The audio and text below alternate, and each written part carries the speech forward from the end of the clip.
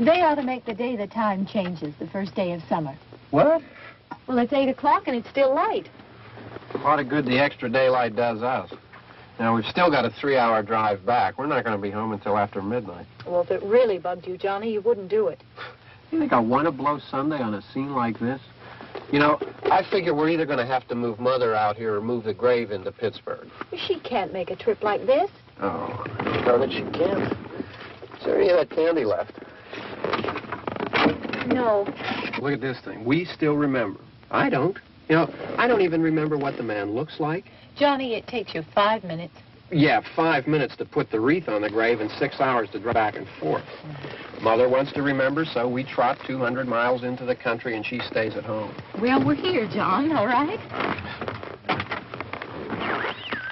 Test. We're back on? Oh. Ladies and gentlemen, we're coming back on the air after an interruption due to technical problem.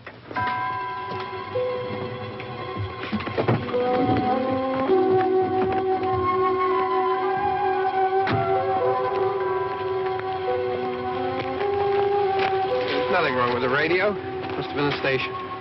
Which row is it in?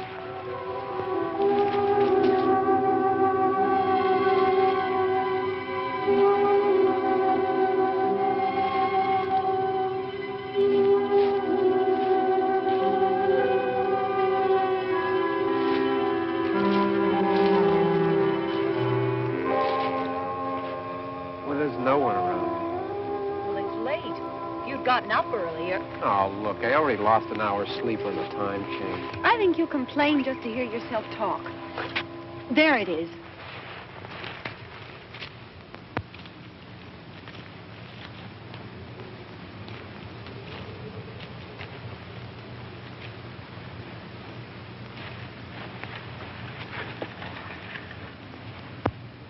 I wonder what happened to the one from last year. Each year we spend good money on these things. We come out here and the one from last year's gone. Well, the flowers die and the caretaker or somebody takes them away.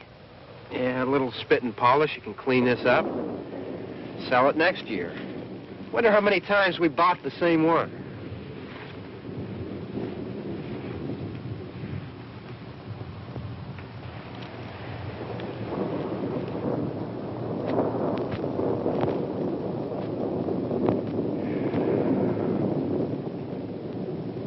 Hey, come on, Barb. Church was this morning, huh?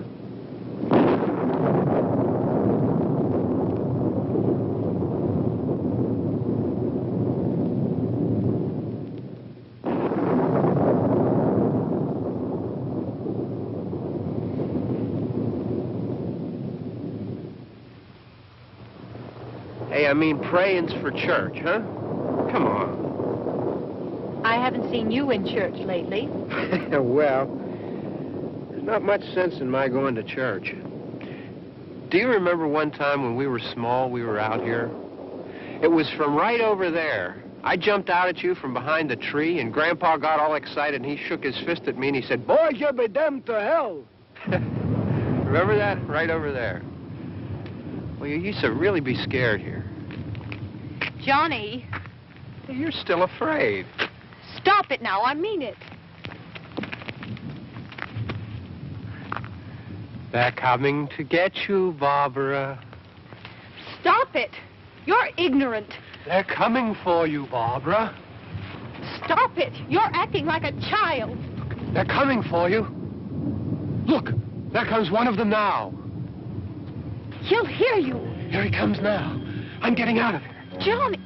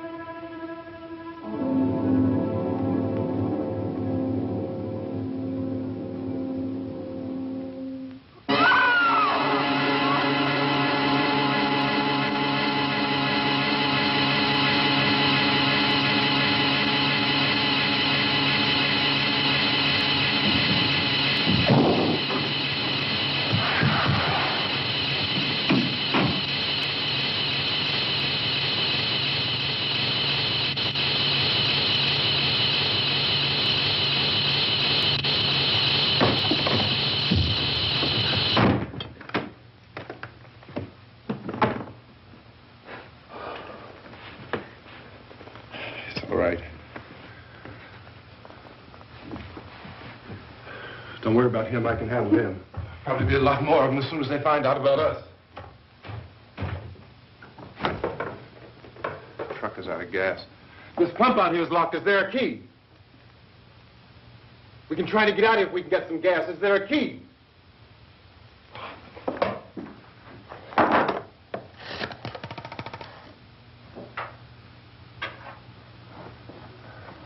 I suppose you've tried this.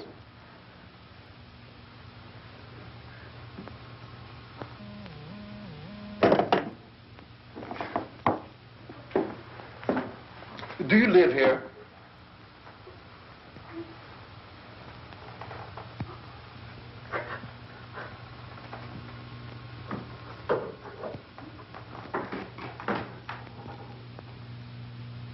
Jesus.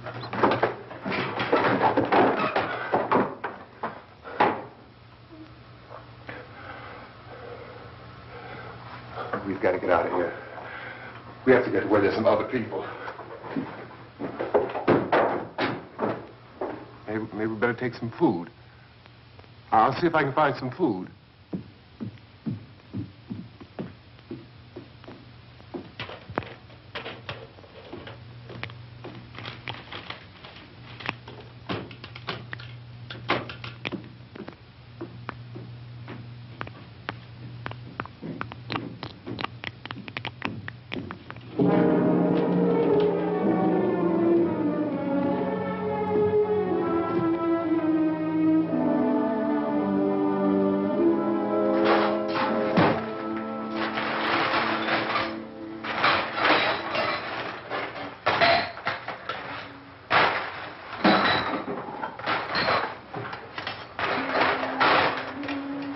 What's happening? What do you think is happening? What's happening?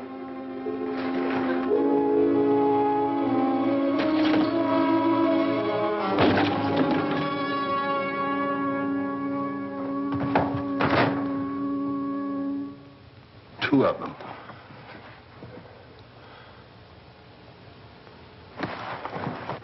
There are two of them out there. Have you seen any more around here? I can take care of those two. I I know you're afraid, but we have to... I don't know! I don't know! What's happening?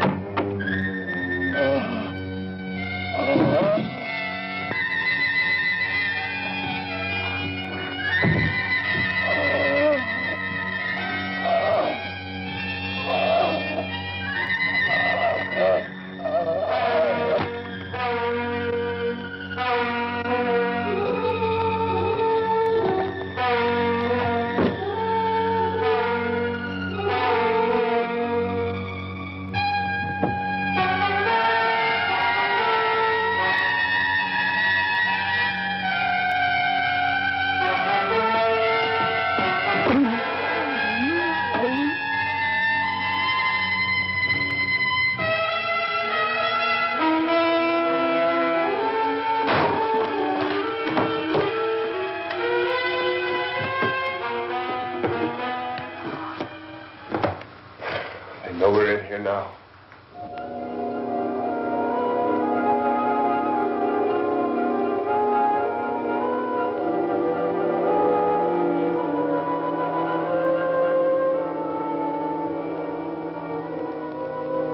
Don't look at it.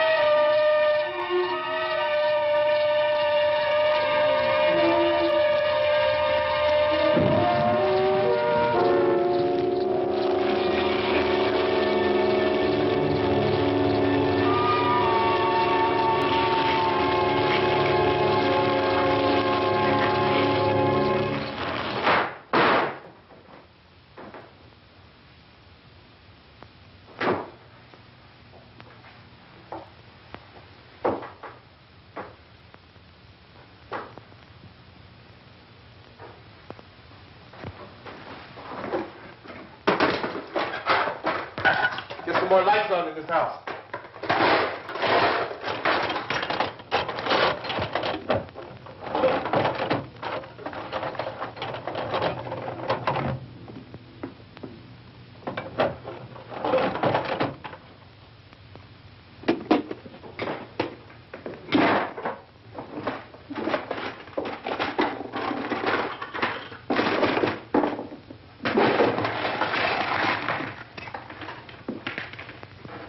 Why don't you see if you can find some wood, some board, something about the fireplace, something we can nail this place up.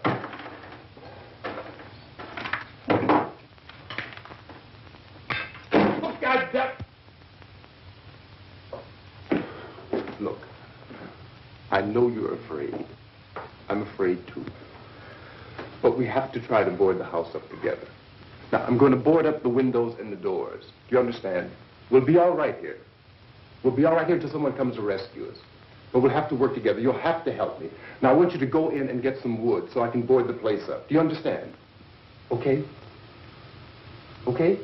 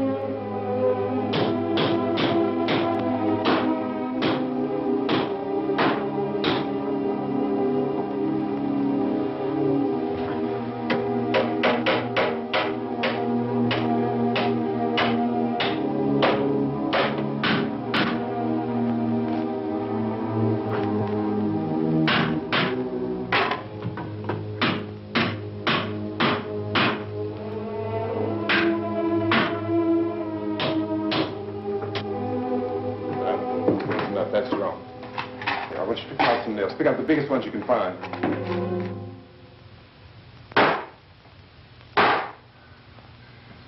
There, this room looks pretty secure. If we have to, we can run in here and board up the doors. Won't be long before those things be back pounding their way in here. They're afraid now.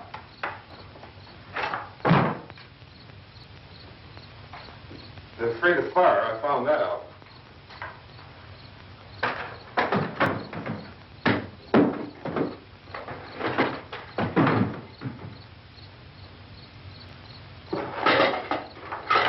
You know a place back down the road called Beekman's Diner?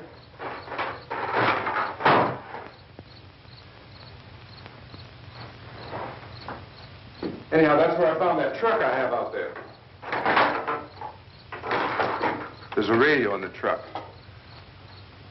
I had jumped in to listen to it when a big gasoline truck came screaming right across the road. But there must have been 10, 15 of those things chasing after it, grabbing and holding on. Now, I didn't see them at first. I could just see that the truck was moving in a funny way. And those things were catching up to it. The truck went right across the road. Slammed on my brakes to keep from hitting it myself. It went right through the guardrail.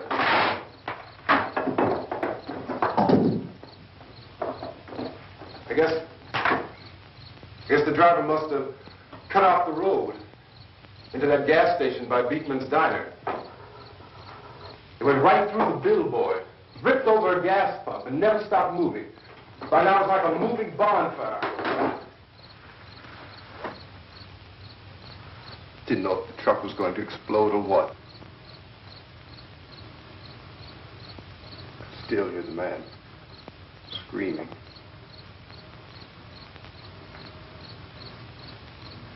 This thing is just backing away from it. I looked back at the diner to see if there was anyone there who could help me. It was when I noticed that the entire place had been encircled. There wasn't a sign of life left except by now there were no more screams. I realized that I was alone with 50 or 60 of those things, just standing there, staring at me. I started to drive. I just plowed right through them. They didn't move. They didn't run or just stood there, staring at me. Just wanted to crush them. They scattered through the air like bugs. We were riding in the cemetery, Johnny and me.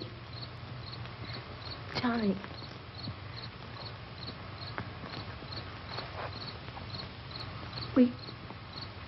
We came to put a wreath on my father's grave. Johnny, and he said, "Can I have some candy, Barbara?" We didn't have any. And, oh, it's hot in here. Hot.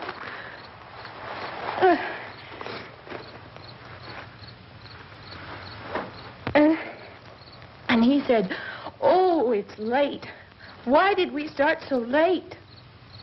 And I said, "Johnny, if you'd gotten up earlier, we wouldn't be late." Johnny asked me if I were afraid. And I said, "I'm not afraid, Johnny." And then this man started walking up the road. He came slowly, and Johnny kept teasing me and saying, "He's coming to get you, Barbara." And I laughed at him and said, Johnny, stop it. And then Johnny ran away. And I went up to this man, and I was going to apologize. Why don't you just keep calm? And I looked up, and I said, good evening.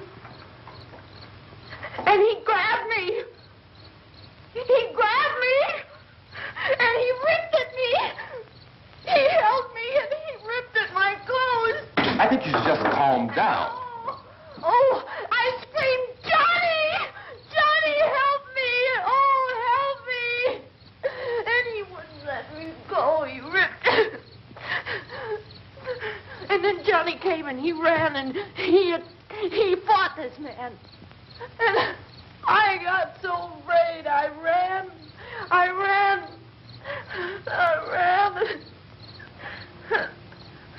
And Johnny didn't come.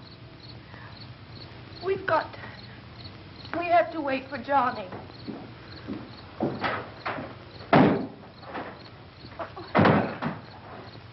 We better go out and get him.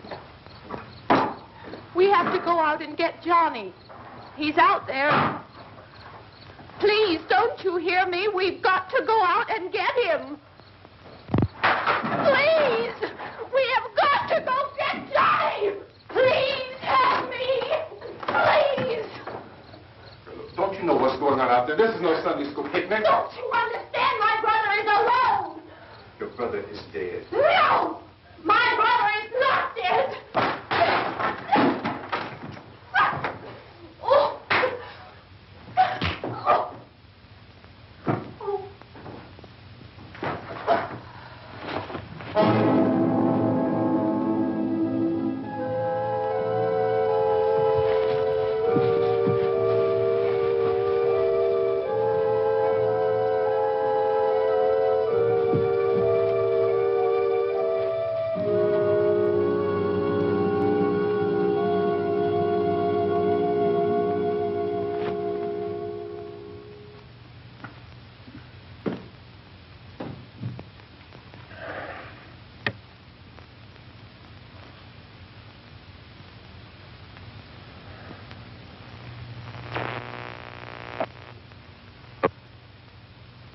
Because of the obvious threat to untold numbers of citizens, and because of the crisis which is even now developing, this radio station will remain on the air day and night.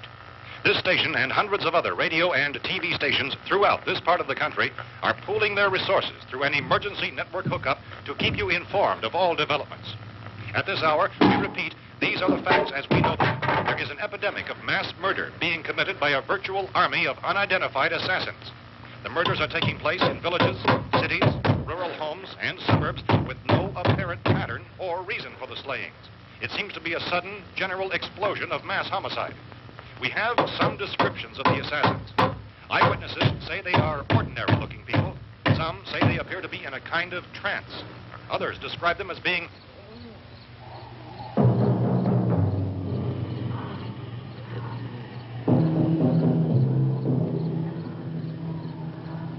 at this point, there is no really authentic way for us to say who or what to look for and guard yourself against. Misshapen monsters. Reaction of law enforcement officials is one of complete bewilderment at this hour. So far, we have been unable to determine that any kind of organized investigation is yet underway. Police, sheriff deputies, and emergency ambulances are literally deluged with calls for help. The scene can best be described as mayhem. Mayors of Pittsburgh, Philadelphia, and Miami, along with the governors of several eastern and midwestern states, have indicated the National Guard may be mobilized at any moment, but that has not happened as yet. The only advice our reporters have been able to get from official sources is for private citizens to stay in their homes behind locked doors. Do not venture outside for any reason until the nature of this crisis has been determined and until we can advise what course of action to take. Keep listening to radio and TV for any special instructions as this crisis develops further.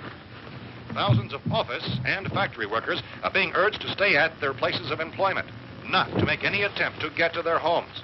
However, in spite of this urging and warning, streets and highways are packed with frantic people trying to reach their families or apparently to flee just anywhere. We repeat, the safest course of action at this time is simply to stay where you are.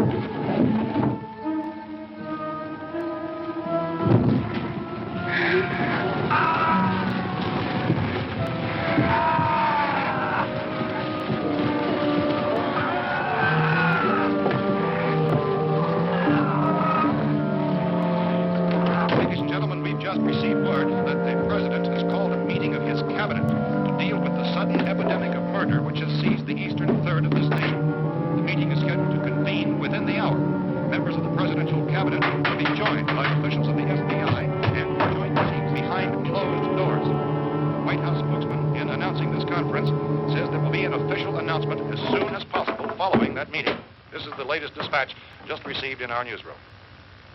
Latest word also from National Press Services in Washington, D.C. now tells us that the emergency presidential conference, which we've just mentioned, will include high-ranking scientists from the National Aeronautics and Space Administration. That's the extent of this latest meeting. Members of this cabinet, the FBI, Joint Chiefs of Staff, and scientists from NASA within the hour. All radio and TV stations throughout this part of the country, including the one to which you're listening, have joined their facilities in an emergency network to bring you this news as it develops. We urge you to stay tuned to radio and TV and to stay indoors at all costs. Late reports reaching this newsroom tell of frightened people seeking refuge in churches, schools, and government buildings, demanding shelter and protection from the wholesale murder which apparently is engulfing much of the nation. Law enforcement officials are at a loss to explain or, even at this hour, even to theorize about the reasons for this wave of murder. So far, the advice they're able to give the public is summary. Chief T.K. Dunmore of Camden, North Carolina, was quoted as saying, quote, "Tell the people, for God's sake, to get off the streets. Tell them to go home and lock their doors and windows up tight. We don't know what kind of murder-happy characters we have here." End quote. Police Chief Dunmore of Camden, North Carolina. So far, the only descriptions, the only clues anyone has of the killers come from frightened witnesses of some of the slaves. These eyewitness accounts variously describe the murderers as ordinary-looking people, misshapen monsters, people who look like they're in a trance, and things that look like people but act like animals. Some eyewitnesses tell of seeing victims who look as though they had been torn apart. This whole ghastly story began developing 2 days ago with the report of the slaying of a family of 7 in their rural home near Belfort, Virginia. Since then, reports of such senseless killings began snowballing in a reign of terror which has hopscotched and erratic, disconnected throughout much of the eastern and western United States.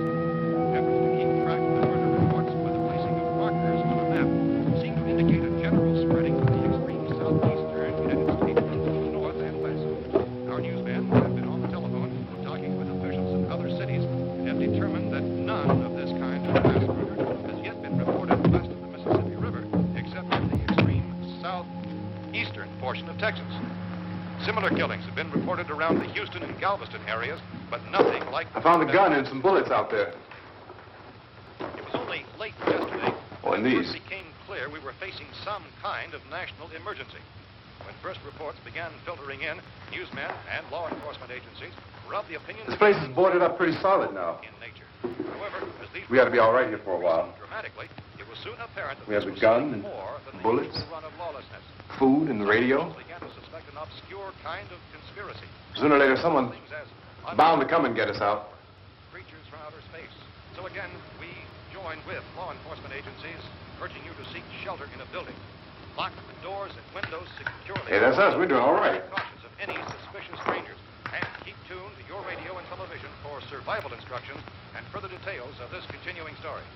Look, I don't know if you're hearing me, It goes on in the absence of any law. but I'm going upstairs now.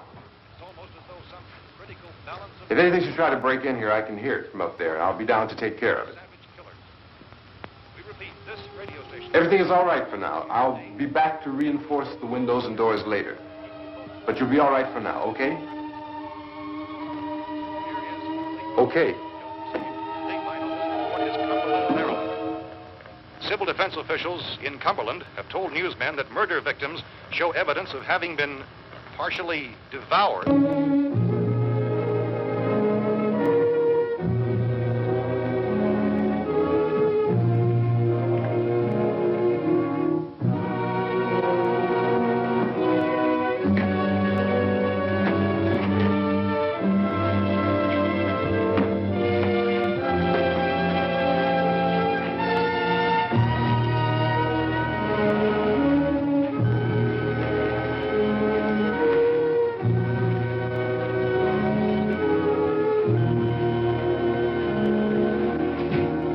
inconsistent reports from witnesses to the effect that people who acted as though they were in a kind of trance were killing and eating their victims prompted authorities to examine the bodies of some of the victims. Medical authorities in Cumberland have concluded that in all cases, the killers are eating the flesh of the people they murdered. Repeating this latest bulletin just received moments ago from Cumberland, Maryland, civil defense authorities have told newsmen that murder victims show evidence of having been partially devoured by their murderers.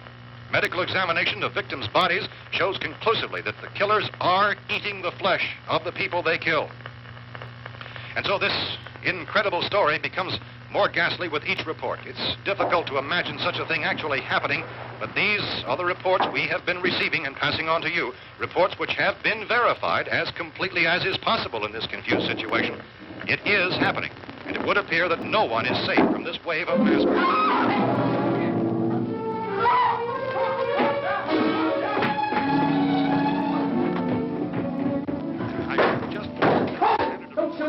We're from town. A radio. County, Pennsylvania. The Butler County Sheriff is verified by their slayers is true. No further details available at this time. However, How long you guys been down there? I could use some help up here. That's the cellar. It's the safest place. You mean you didn't hear the racket we were making up here? How were we supposed to know what was going on? Could have been those things for all we knew. That girl was screaming. Sure, you must know what a girl screaming sounds like. Those things don't make any noise. Anybody would know somebody ever needed help. Look, it's kind of hard to hear what's going on from down there. We thought we could hear screams, but for all we knew, that could have meant those things were in the house afterward. And you wouldn't come up and help? Well, if there were more... The racket sounded like the place was being ripped apart. How were we supposed to know what was going on? Now, wait a minute.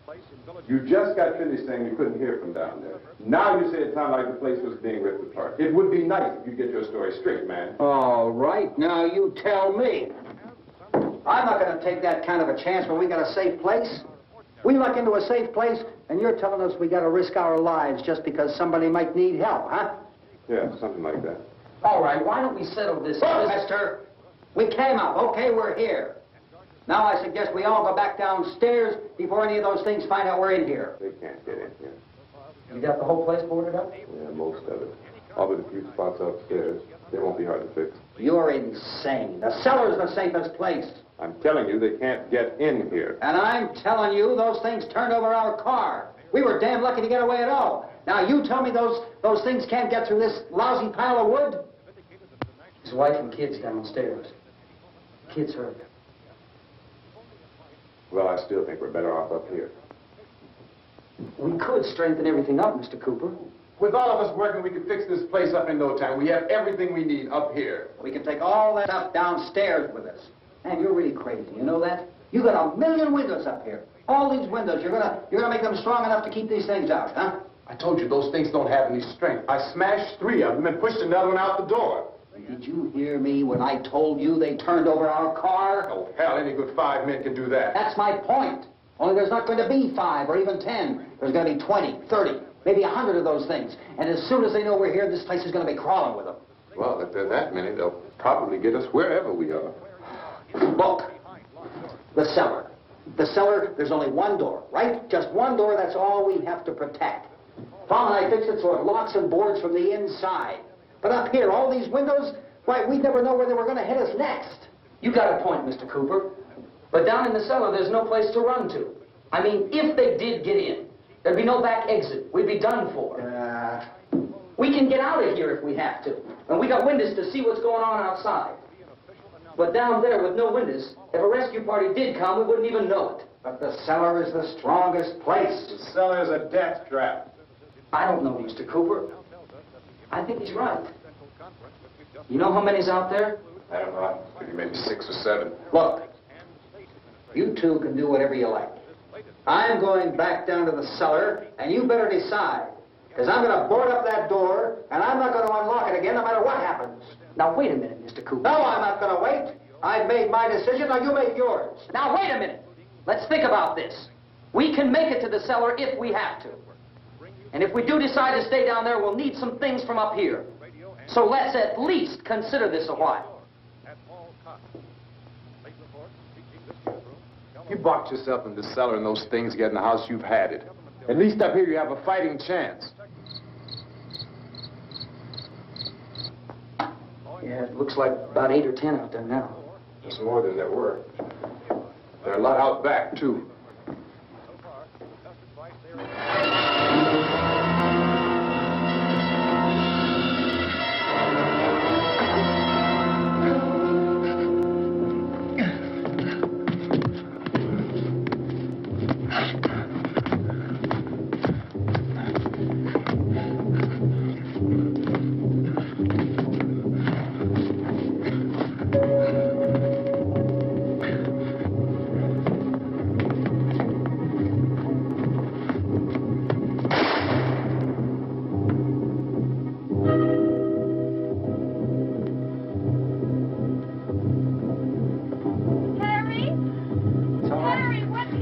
It's all right.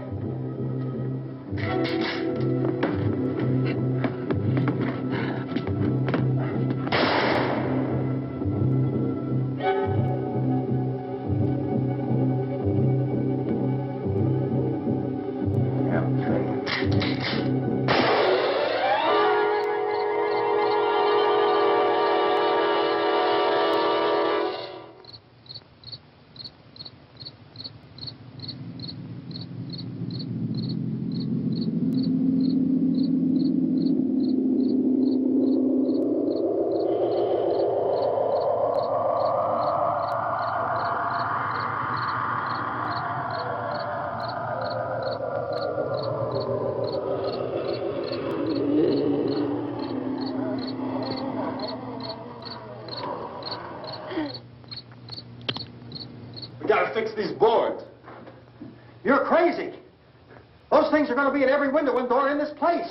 We've got to get down into the cellar. Go down in that damn cellar. Get out of here! I'm taking the girl with me. You leave her here. Keep your hands off her. And everything else that's up here, too. Because if I stay up here, I'm fighting for everything up here. And the radio and the food is part of what I'm fighting for. Now, if you're going down the cellar, get. The man's insane. He's insane. We've got to have food down there. We've got a right. This is your house. We've got a right. You going down there with him? Well, Yes or no? This is your last chance. No beating around the bush. Listen, I got a kid down there. She can't possibly... I couldn't bring her up here. She can't possibly take all the racket and those things smashing through the windows. Well, you're her father. If you're stupid enough to go die in that trap, that's your business. However, I am not stupid enough to follow you. It is tough for the kid. Their old man is so stupid. Now, you get the hell down in the cellar. You can be the boss down there. I'm boss up here. You bastards. You know, I won't open this door again. I mean it. Mr. Cooper, with your help, we could... With my help. Let him go, man. His mind is made up. Just let him go. Wait a minute. Judy, come on up here, honey.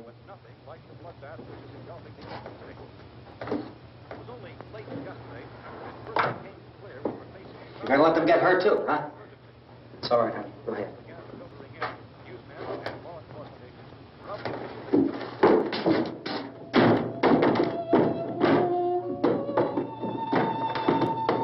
If we stick together, man, we can fix it up real good. There's lots of places we can run to up here. Mr. Cooper, we'd all be a lot better off if all three of us were working together. Hey. Hey, kid.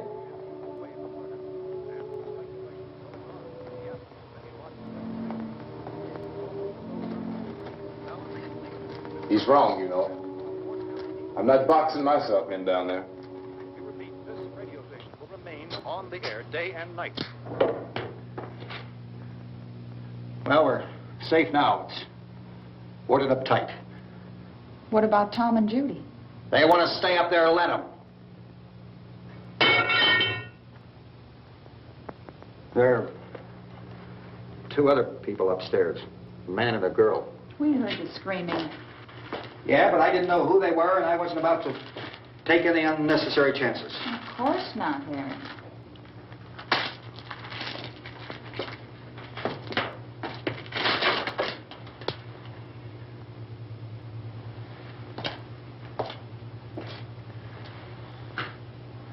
Is she all right?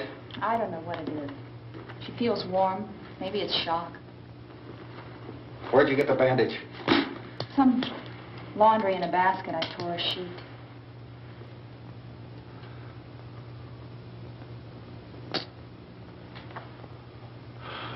Let them stay upstairs. Let them. Too many ways those monsters can get in up there. We'll see who's right. We'll see when they come begging me to let them in down here. That's important, isn't it? What? To be right, everybody else to be wrong. What do you mean by that? Does anyone up there know why we're being attacked? Whatever it is, it isn't just happening here. It's some kind of mass murder. It's going on everywhere. The radio said to stay inside. Radio? Radio upstairs. I heard a news bulletin. There's a radio upstairs and you boarded us in down here? I know what I'm doing. What did it say? Nothing. Nothing. They don't know anything yet. There's mass murder everywhere, and people are supposed to look for a safe place to hide. Take the boards off that door. We are staying down here, Helen. Harry, that radio is at least some kind of communication. If the authorities know what's happening, well, they'll send people for us so they'll tell us what to do. How are we going to know what's going on if we lock ourselves in this dungeon?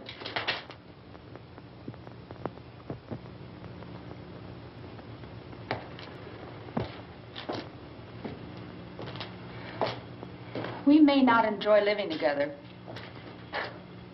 but dying together isn't going to solve anything. Those people aren't our enemies. Mr. Cooper! Mr. Cooper, Ben found a television set upstairs. Let's go up. Tom? Yeah. If Judy would come downstairs for a few minutes, Harry and I could come upstairs. Okay, yeah, right away. Will you do it? Do I have to? Look, honey, nothing's going to get done with them down there and us up here. Do this for me. Okay. Okay, open up.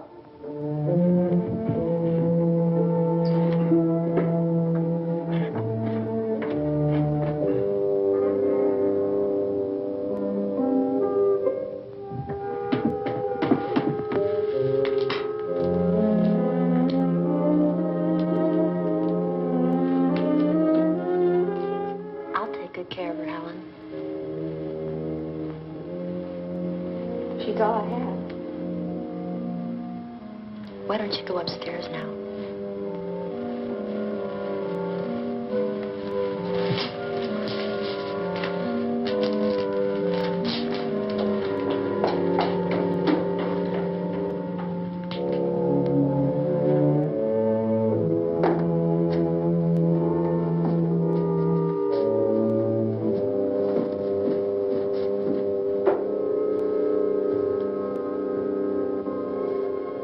Her brother was killed.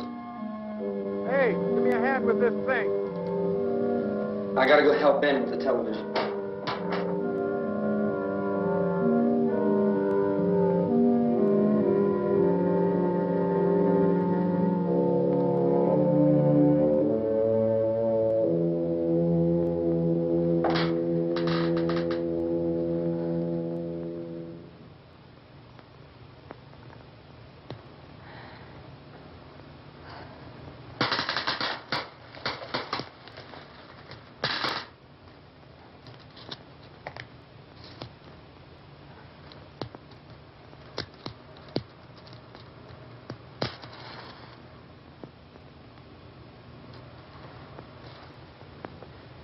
Don't be afraid of me.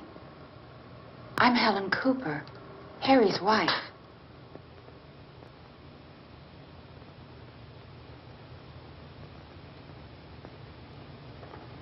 This place is ridiculous.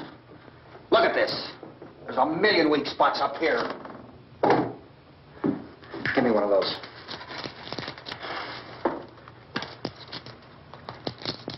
Her brother was killed.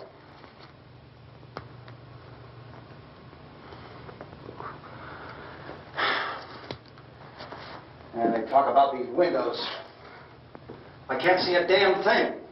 There could be 15 million of those things out there. That's how much good these windows are. Why don't you do something to help somebody?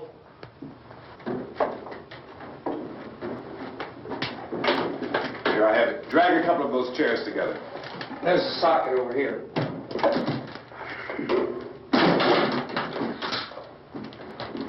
You better watch this and try to understand what's going on. I don't want anyone's life on my hands. Is there anything I can do to help? I don't want to hear any more from you, mister. If you stay up here, you take orders from me. And that includes leaving the girl alone. It's on, it's on. There's no sound. Play with the rabbit ears. Reports, incredible as they seem, are not the results of mass hysteria. Mass hysteria. What do they think? We're imagining all this? Shut up! In all parts of the country. The wave of murder which is sweeping the eastern third of the nation is being committed by creatures who feast upon the flesh of their victims. First eyewitness accounts of this grisly development came from people who were understandably frightened and almost incoherent. Officials and newsmen at first discounted those eyewitness descriptions as being beyond belief. However, the reports persisted. And medical examinations of some of the victims bore out the fact that they had been partially devoured. I think we have some late word just arriving, and I'll interrupt to bring this to you. This is the latest disclosure in a report from National Civil Defense Headquarters in Washington. It has been established that persons who have recently died have been returning to life and committing acts of murder.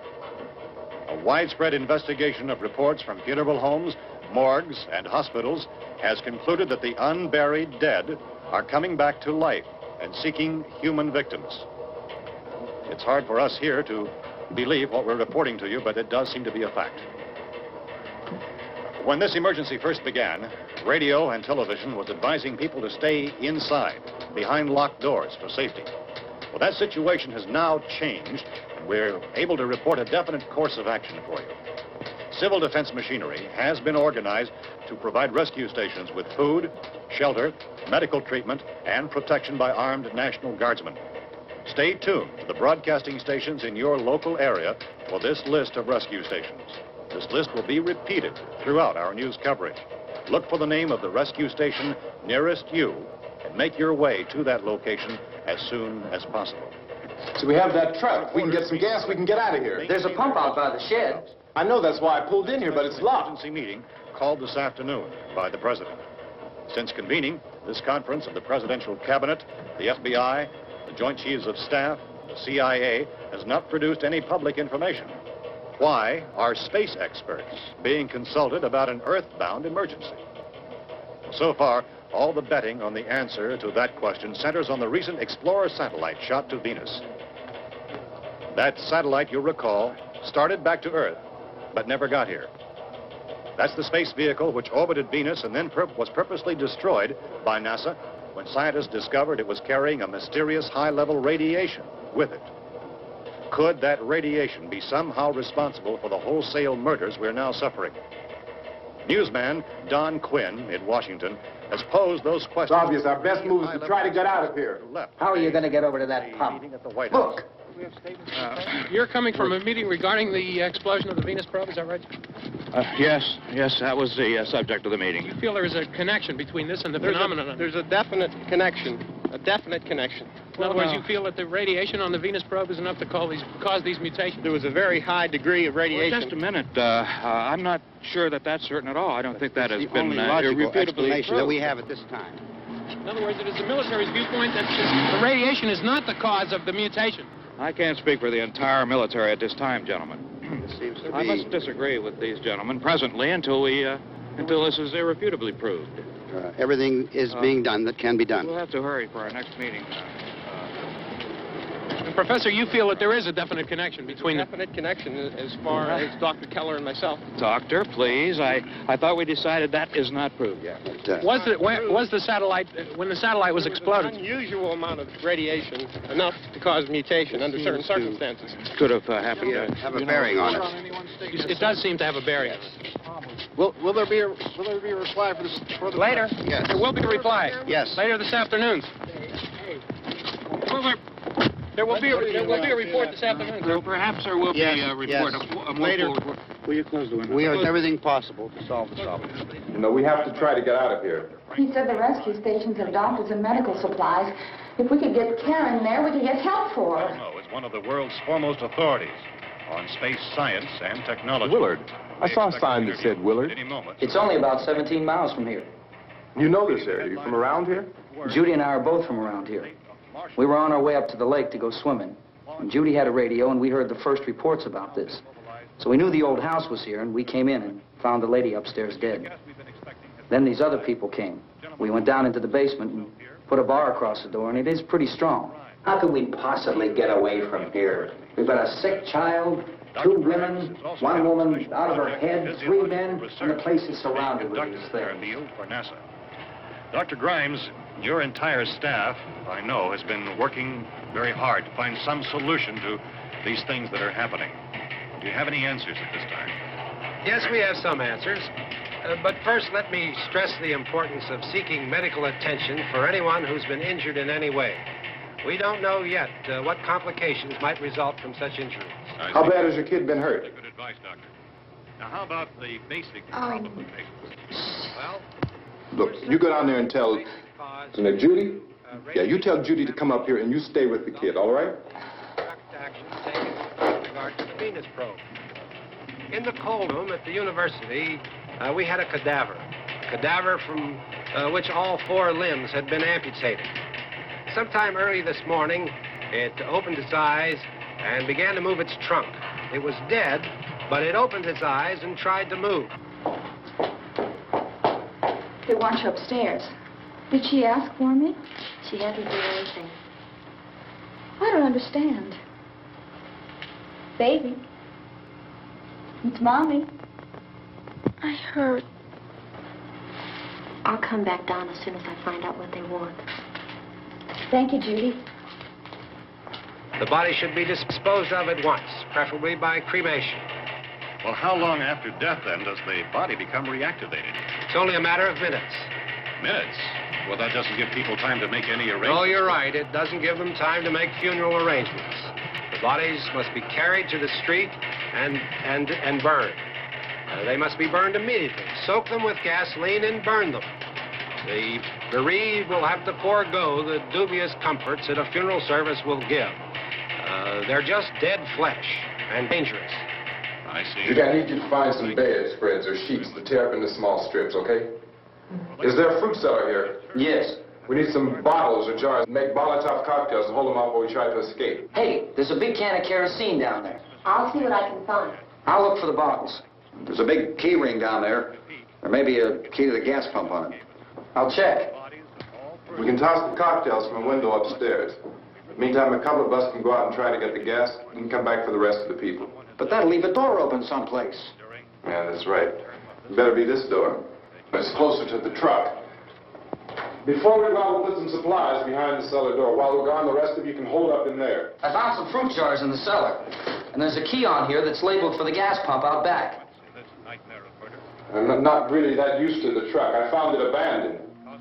I can handle the truck, no sweat. You're it, then. You and I'll go.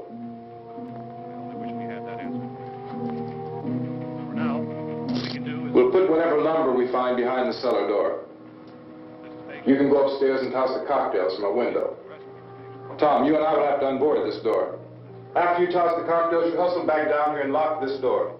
It's no good to board it up because we'll have to get back in quickly. After we get the gas and get back into the house, then we'll worry about getting everybody into the truck. Now let's move it. Place to leave safely, except to the rescue station, which have been set up. Indications are that before this emergency is over, we will need many, many more such rescue stations.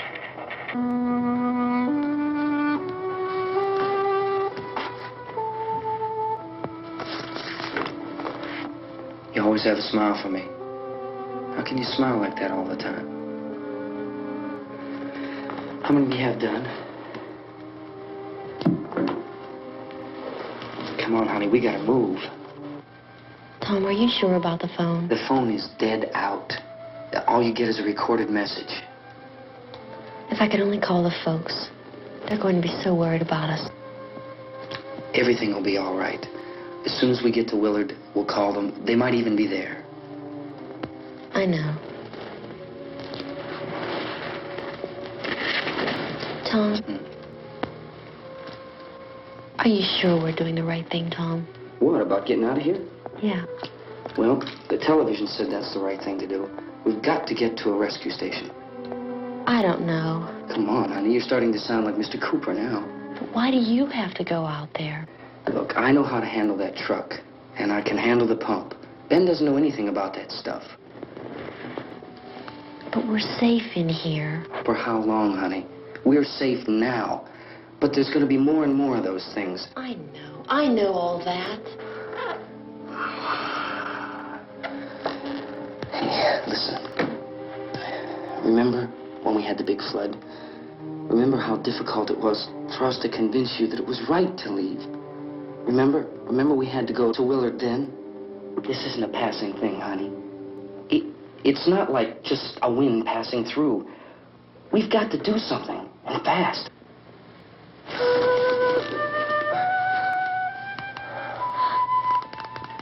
I just don't want you to go out there, that's all. Hey, Smiley. Where's that big smile for me? Boy, you're showing no use at all, are you? We've got work to do, honey. And you...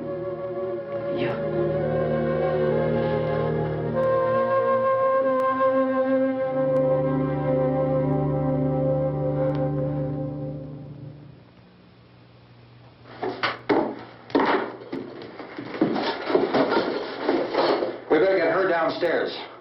We have to go downstairs now, Barbara. She's right. You have to go downstairs now, just for a little while, until we get back.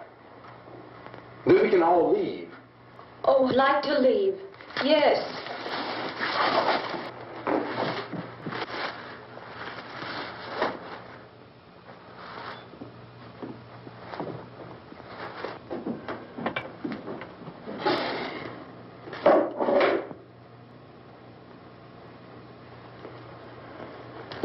Good luck. Yeah.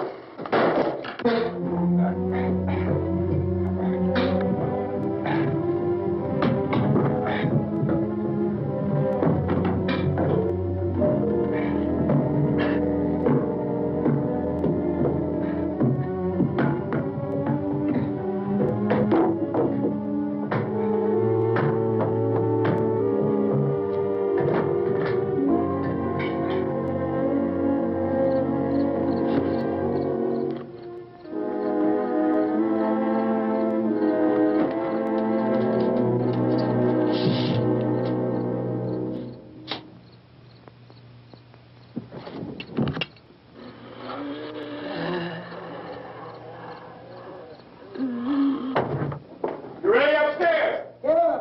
Okay, toss them.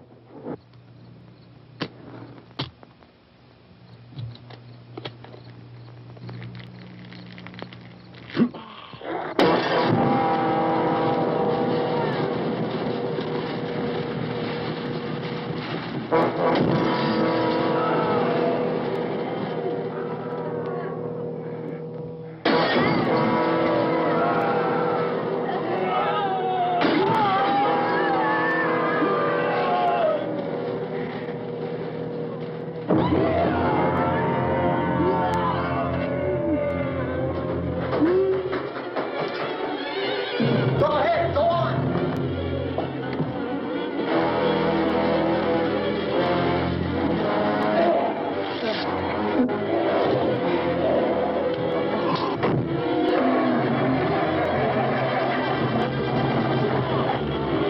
I'm going with them. Get back in the cellar. I'm going. It's too late.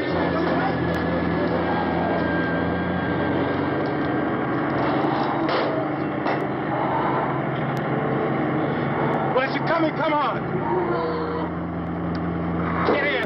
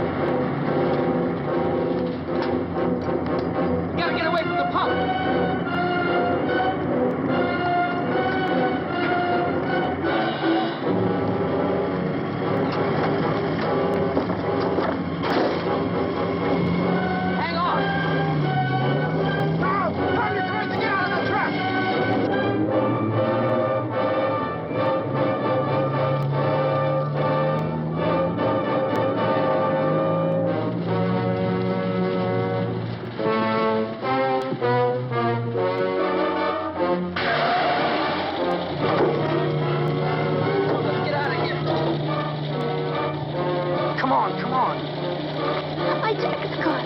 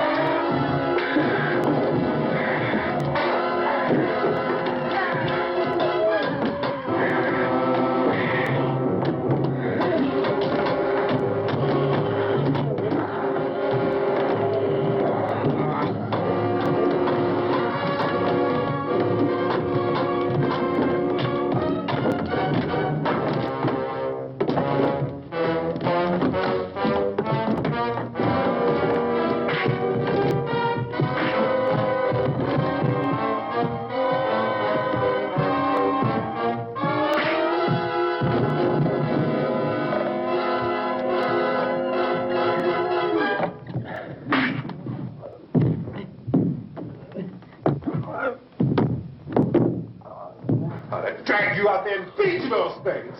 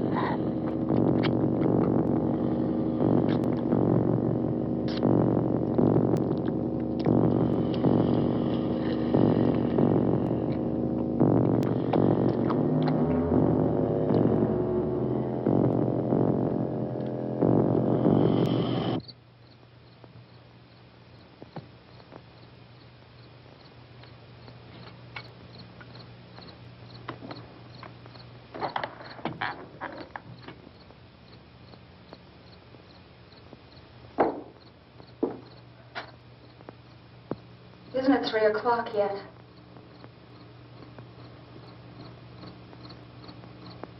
There's supposed to be another broadcast at 3 o'clock. 10 minutes. Oh, only 10 more minutes? We don't have very long to wait. We can leave. Well, we better leave soon. It's 10 minutes to 3.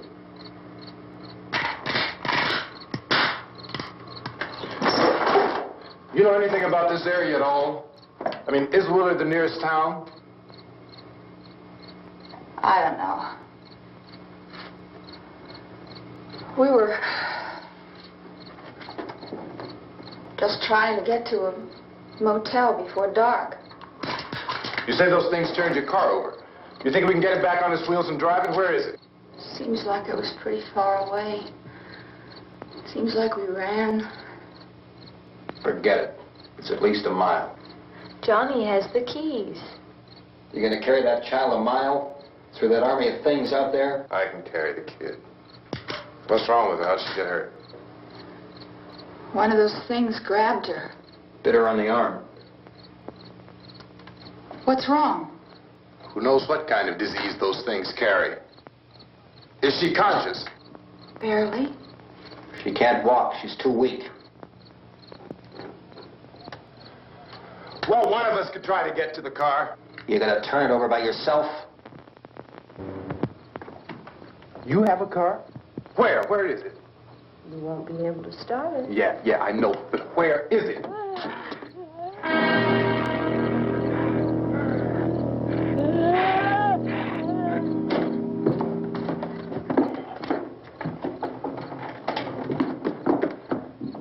Good Lord.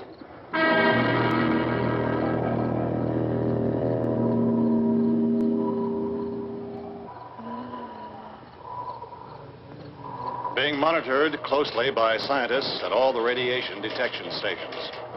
At this hour, they report the level of the mysterious radiation continues to increase steadily.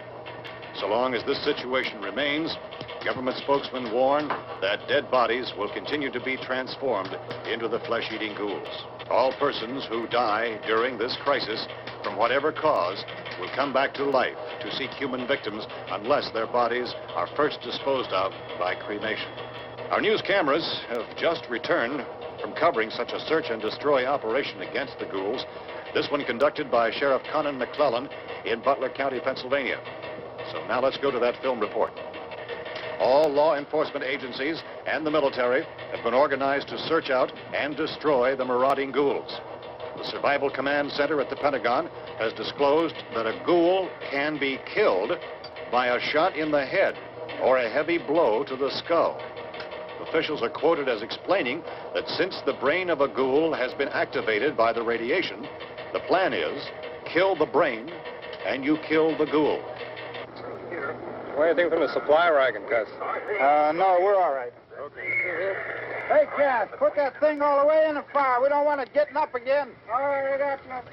Chief McClellan, how's everything going? Oh, things aren't going too bad. Men are taking it pretty good. You want to get on the other side of the road over there? Chief, do you think we'll be able to defeat these things? Well, we killed 19 of them today right in this area. Those last 3 we caught trying to claw their way into an abandoned shed. They must have thought somebody was in there. There wasn't, though. We heard them making all kind of noise. We came over and beat them off, blasted them down. Things as good as your fish. Can I see you here? Yeah, okay.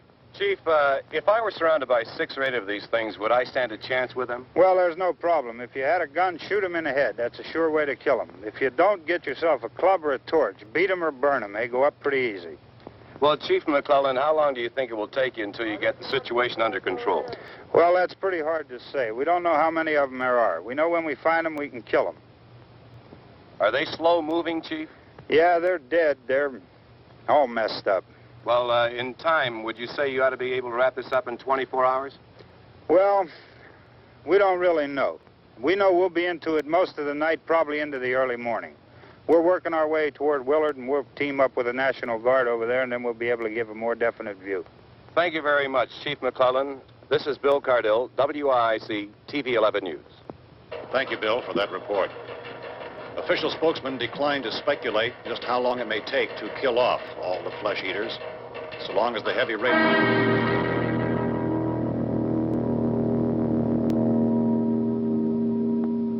Is the fuse box in the cellar? I don't know. It isn't the fuse. The power lines are down. Helen, I have to get that gun. Haven't you had enough? But 2 people are dead already on account of that guy. Take a look out that window, Clinkett.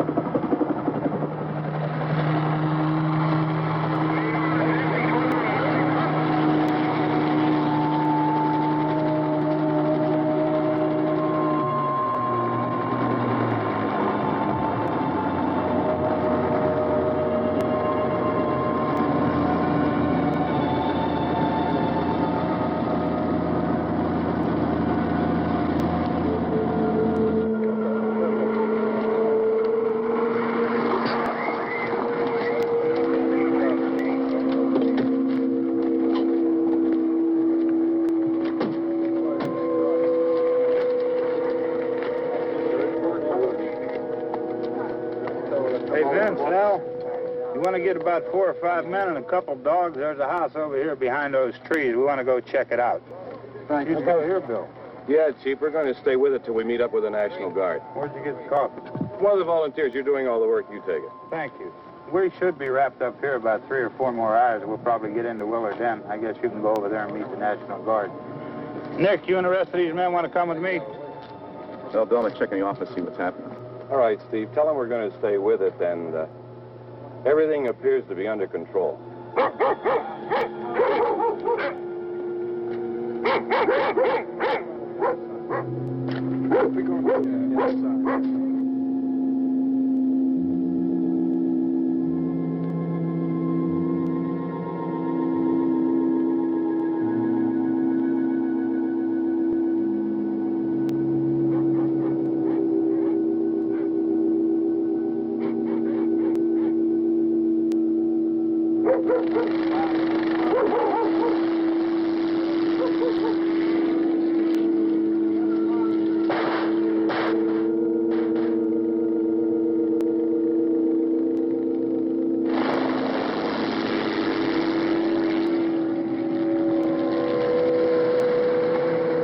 Down there by the barn. Okay. Some of these guys can follow the wagon down. I only need a few men to check out the house. Somebody had a cookout here, Vince. Yeah, sure looks like it, Tom.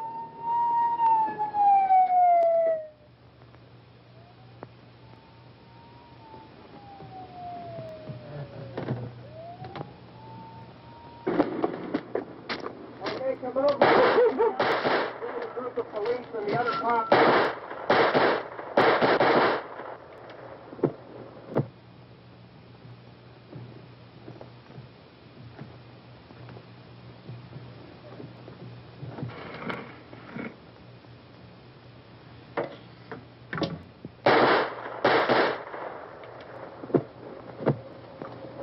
He's the dead one. Get up here. Nick, Tony, Steve, you want to get out in that field and build me a bonfire?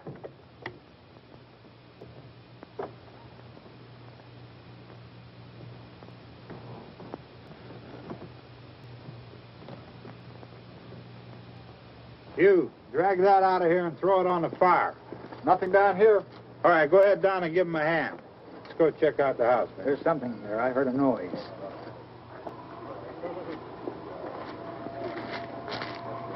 All right, Vince, hit him in the head, right between the eyes. Good shot. Okay, he's dead. Let's go get him. That's another one for the fire.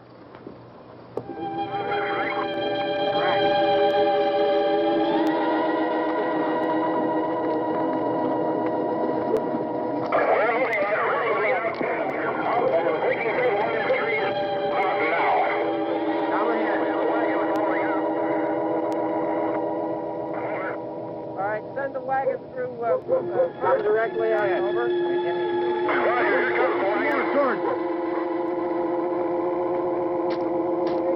Keep those dogs back off of those things.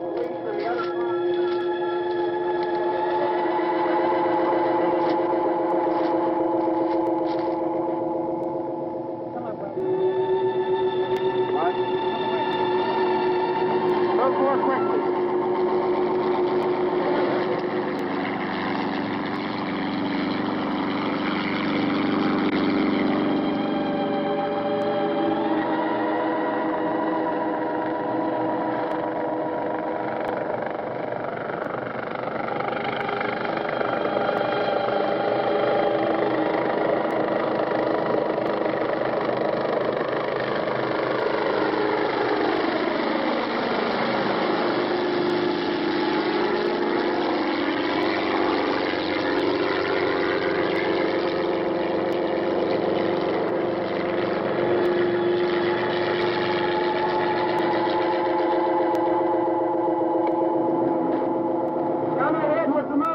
Please.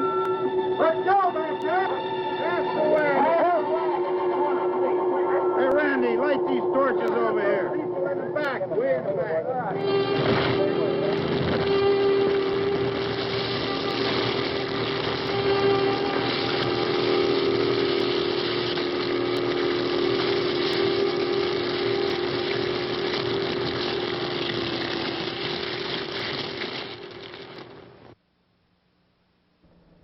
Hey, Joe, drag your foot, boy. Look what we got here. Hey, you want to drag, huh? Come on. See that telephone pole? We'll take you to it, yeah. Yeah, we can take you. I think we got a pretty nice thing. Well, I can talk about you take it, yeah. Yeah, come on. You want to try? Okay. Rev it up. Come on, man. Get ready.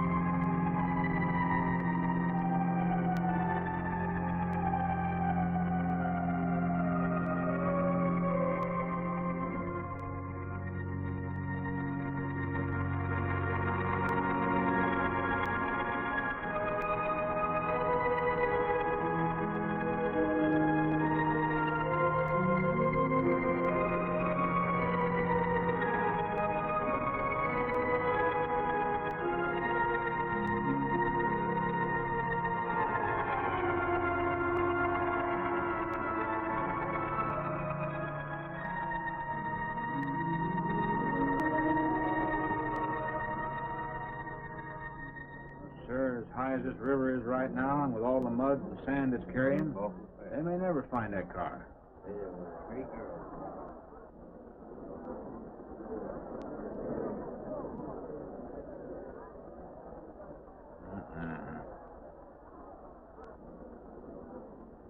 Right there.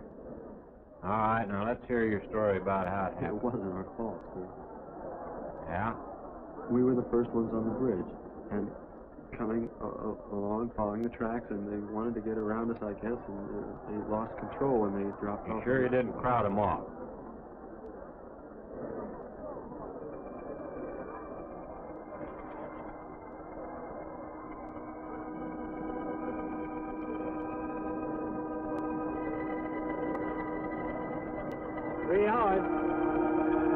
Yeah, not sure I want to find that car now. With this sand and with that current, we may never find it. Yeah, all I guess we can do is keep trying.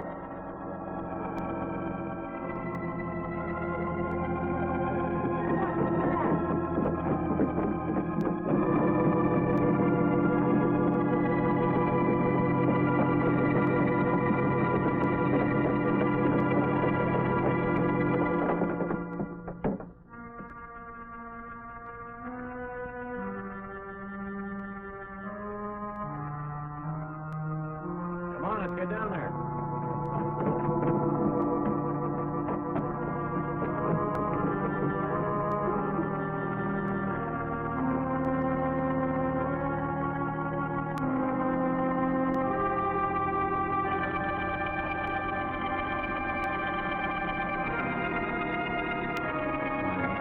Mary Henry. Are you all right? How'd you get out? Yeah, put this on. We better get you back to town. What about the other girl? I don't remember.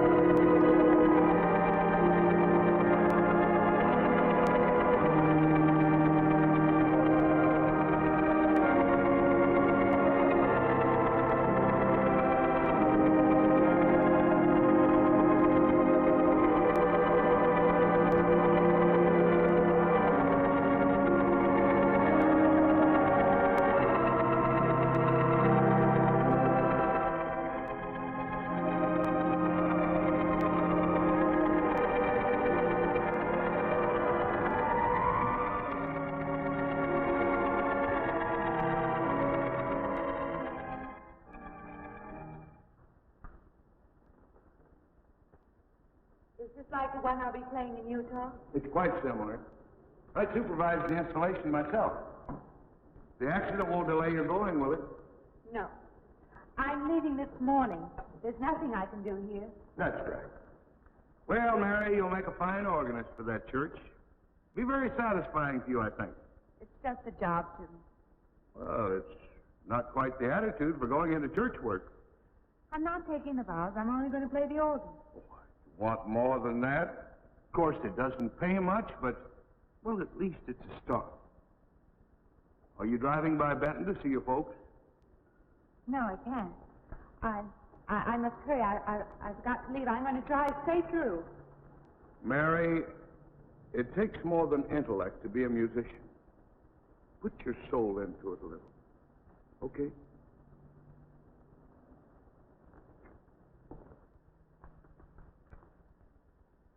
Good luck, Mary. Stop by and see us the next time you're in. Thank you. But I'm never coming back.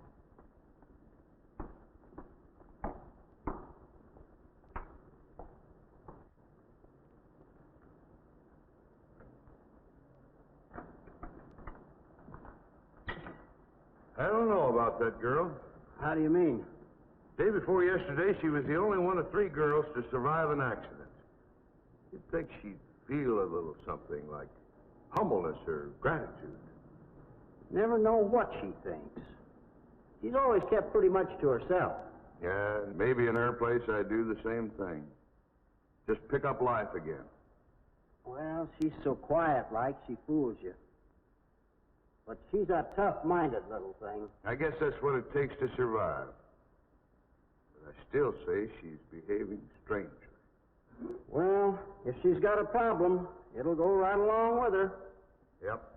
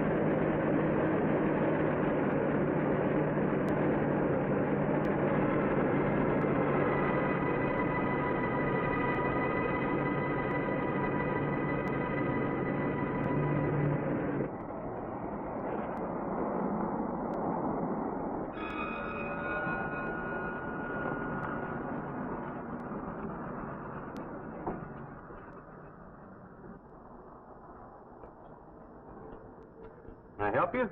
Fill it up. All right.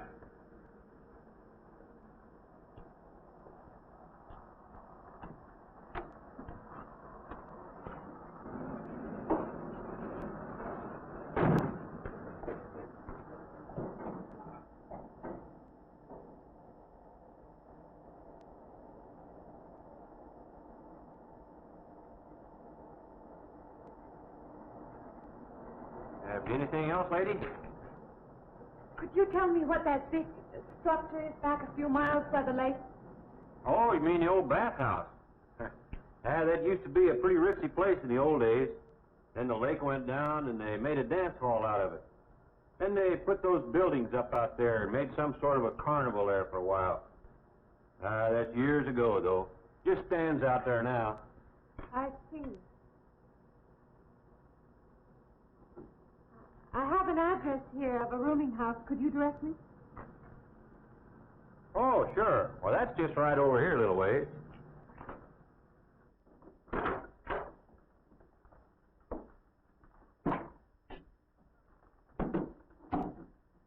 saving it for you since I got your letter. Could have rented it yesterday if I'd wanted. Oh, it's fine. It's just about what I expected. I knew you'd like it. There ain't no regular rooming house, you know. I only got you, Mr. Linden, across the hall.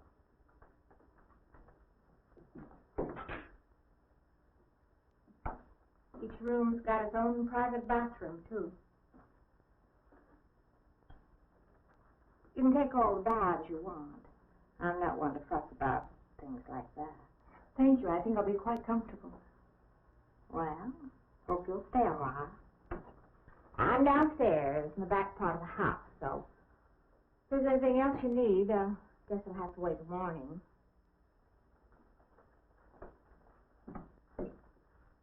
All right. Good night, Mrs. Talman.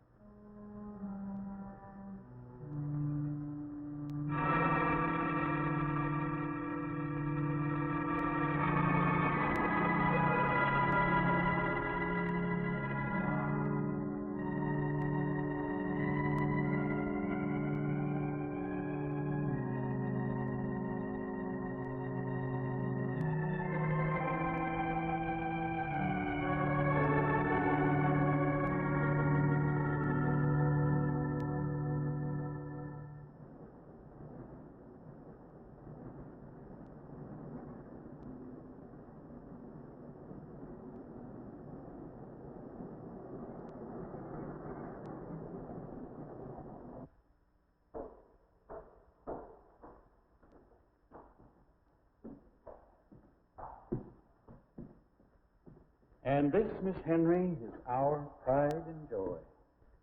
You know this was made in the same town where I've been studying. Of course. That's where we heard about you. Oh, by the way, you have found a place to stay. Yes, I have a room. Good. Well, we hope you're going to like it here. We're not the largest church in this area, of course, but we have a nice congregation. We'll have to have some sort of reception. They'll want to meet you. Couldn't we just skip that? Skip that? I don't suppose it's an absolute necessity. I don't know what some of the ladies will say. If they say I'm a fine organist, that should be enough, shouldn't it? Well, yes, of course. We'll let it go at that for the time being. But, my dear, you cannot live in isolation from the human race, you know. Mind if I try this now? I want you to.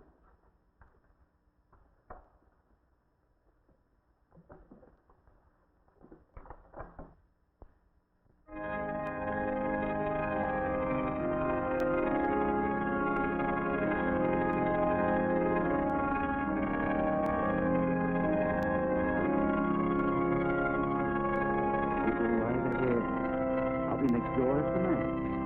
If you need me.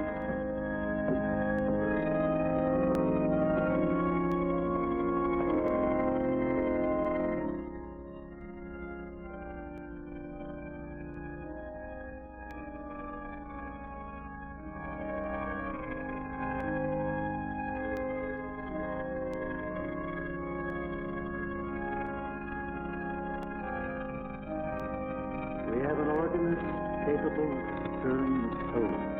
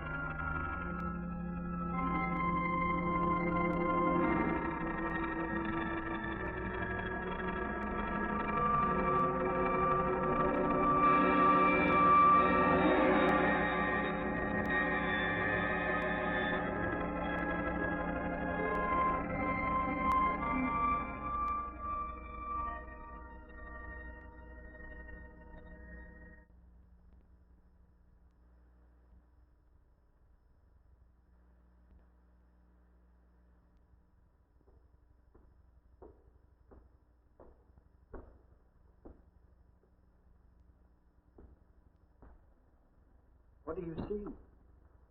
Oh, nothing. Nothing at all. I practiced all afternoon and it's got me in a mood. You need some fresh air. I've got to make a call out past the lake.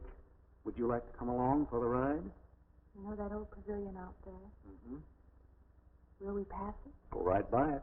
Stop and look at it if you like. I would, with you along. Good.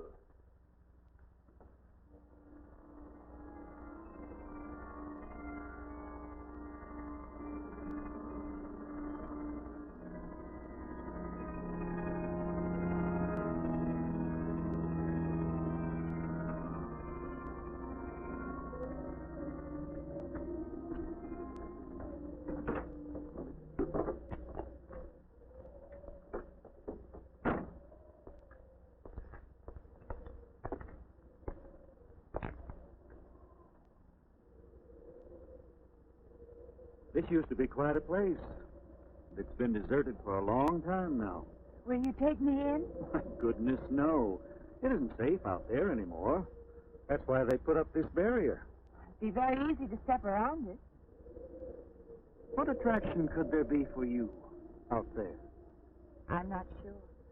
I'm a reasonable person. I don't know. Maybe I want to satisfy myself that the place is nothing more than it appears to be. Would you take me out there? No. The law has placed it off limits. Wouldn't be very seemly for a minister to break the law, would it? No. Maybe I can come back some other time. Shall we go along now?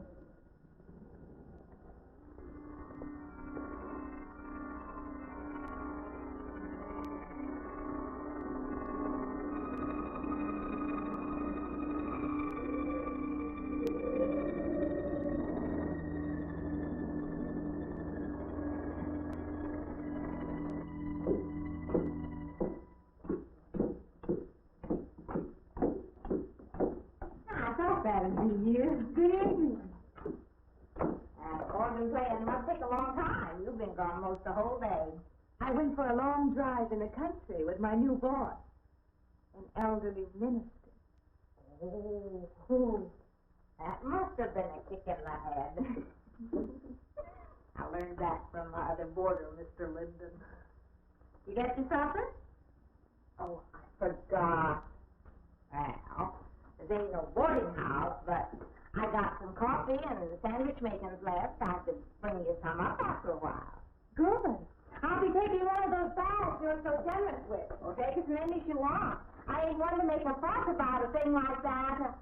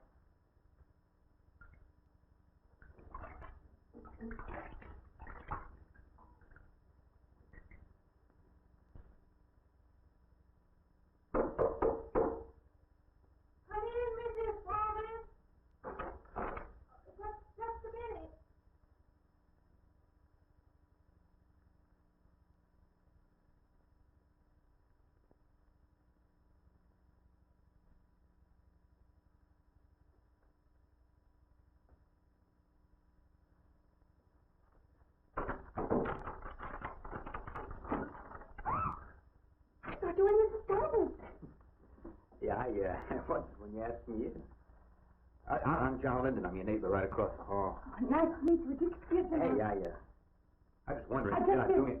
stand right there.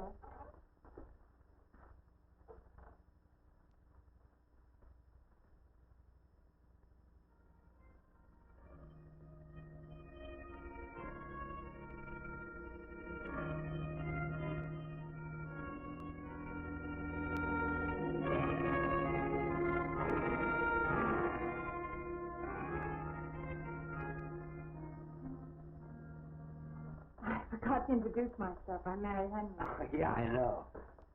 I heard you tell Mrs. Thomas you haven't ate anything yet, huh? Well, yeah, I just thought, being neighborly and all this, I haven't eaten anything either. I just thought we had to ask you out to dinner. Oh, that's very thoughtful of you, but I can't accept. I know. We haven't met or anything yet, but I just thought... I'm sorry. You'll have to excuse me. Look, there's a real nice restaurant, right down the street, and I just thought... Well, I'm the kind of guy that doesn't like to eat by himself. I've made arrangements to eat in my room tonight. Hey, if you change your mind, just holler. Well, it's kind of lonesome in here. Good night, Mr. Linden.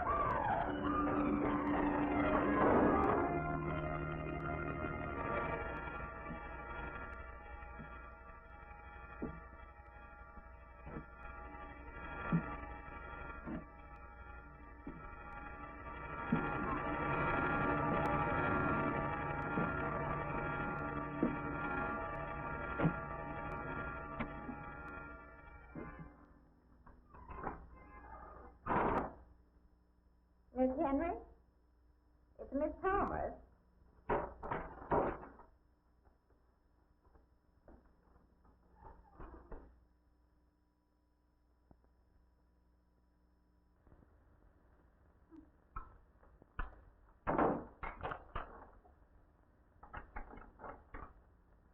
Who's the man in the hall? Oh, you must mean Mr. Linden. He has the room across the hall. No, I mean the other one. There is no other. Me and you and Mr. Linden. Us three is all there is in this house. But you must have passed him out there. You're needing this food. Well, about eating makes you jumpy sometimes. Maybe you heard the boards pop or something. These old houses creak worse than my knees. I didn't hear him, Mrs. Thomas. I saw him. Now, don't talk that way. I don't sleep so good as it is. It's these old houses. They're big enough so that you could hide a man in every corner. You just gotta not let your imagination run away with you. Are you going out there? Well, of course.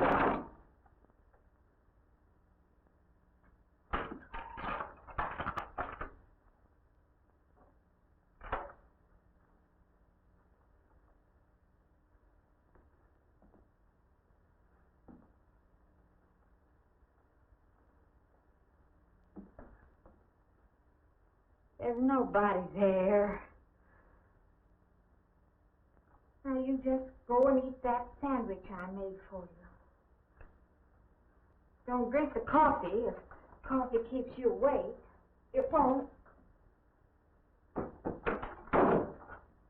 Coffee never keeps me awake.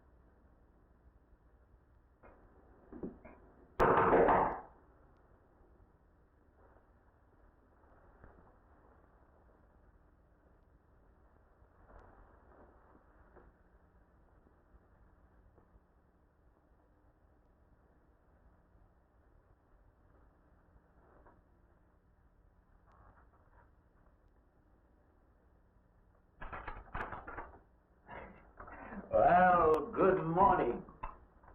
I heard your alarm. I knew you'd be up. Guess what I got? I can't imagine. Just what it takes to start the day off right. I make it in my room. You know, it saves me having to go out and get dressed up. I had to get dressed to come over here anyway. Oh, it looks just like what I need. Well, and 2 cups of coffee coming up.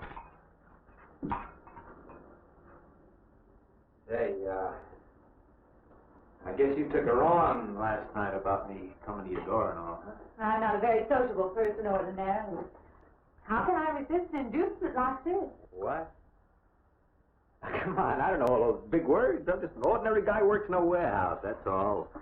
I make pretty good money, though. Hey, look, I got a couple of shots left over from last night. You want a little bit in yours? No, thanks. It's not the recommended breakfast for a church organist. Oh, is that what you do? Hey, you mean they pay somebody to play the organ in church? Some churches do. Hey, I hope you don't mind about this. I just didn't know you're a church woman. To me, a church is just a place of business. That's a funny way to look at it. Why? People seem shocked because I took a job in a church, and I regard it simply as a job. I'm a professional organist, and I play for pay, that's all. Thinking like that, don't that give you a nightmare? Strange you should say that. It's a matter of fact. Not for that reason, mind you, but I had the strangest feeling last night. Yeah. I had kind of a lost night myself. Funny. The world is so different in the daylight. But in the dark, your fantasies get so out of hand. But in the daylight, everything falls back into place again. Let's have no more nights. Or let's make them more interesting. Say, how'd you get to be a church organist? I studied it in college. I could have gone to college. Yeah, I used to play pretty good football, but they wanted me to take a lot of classes and things, you know? Well, they're that way. Well, I'm just as smart as the next guy. Yeah, but I just didn't dig what they were teaching in school, you know? And the thing I hated most was principal products. Principal product? Yeah, you know, like the principal product of Brazil, coffee, beans, snake oil, you know, like that. Yeah. When I was in school, I couldn't care less. Now, what I cared about was girls. Didn't they offer a course in that? If I would have done that, I would have graduated. What's the matter? Can you still taste the coffee? Come on, what do you think? I'm an alcoholic? Look, I just like to start the day off in a good mood, that's all. You must be hilarious by noon. Look, I'm just the kind of a guy employers want. You know, the happy worker. Come on. Now, make your morning happy? This morning, you're exactly what I needed. You're gonna need me in the evening, too. You just don't know it yet. I'll rinse off these cups. No. Just spoils the flavor for tomorrow. Well, thank you for the coffee. It was unsanitary, but delicious. Well, should have put some of the germ killer inside. Well, I hate to leave so early. I think you can get through the door. You know, you got the wrong impression of me. Well, I meant because you have so many things to carry. Oh. Like I said, I got to leave. Well, it's been a pleasure, Mr. Linden, but I'm sure you have to get to work. Oh, don't you? No, I have the whole day free for shopping.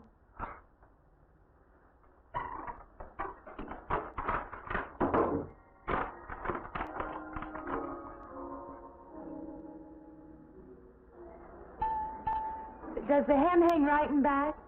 We might change the hemline a little. The drape is just fine. Otherwise, it looks very nice. I'm sure it isn't very chic to take the second dress, but I like it. We altered a little here to make it straight all the way around. There, do you want to go back to your dressing room?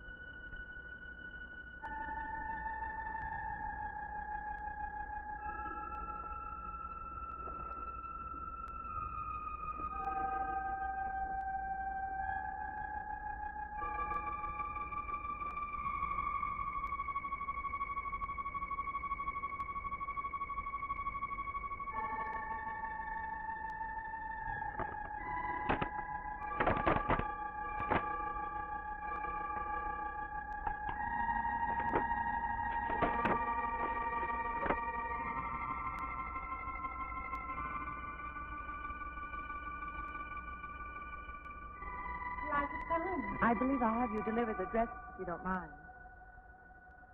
I did say I'd take it.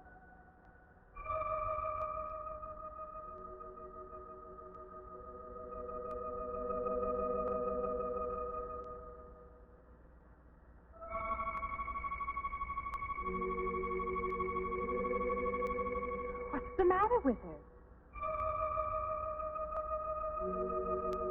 What's the matter with everyone? Why don't they answer me?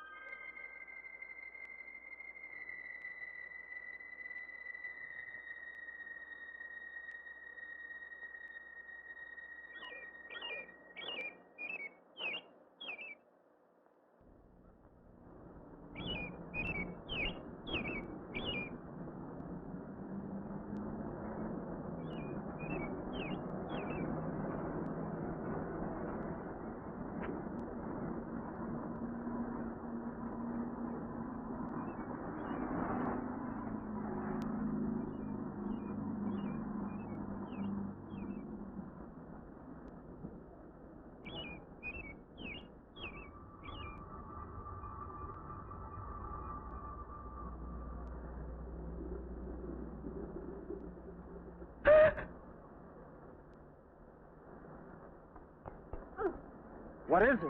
That man. I didn't mean any harm. I just stopped to get a drink. No. Oh, it was that man. That man. There was someone else there. That strange man was there. Now, look, you've had a fright. Hysteria won't solve anything. Now, control yourself. Look, I'm Dr. Samuels.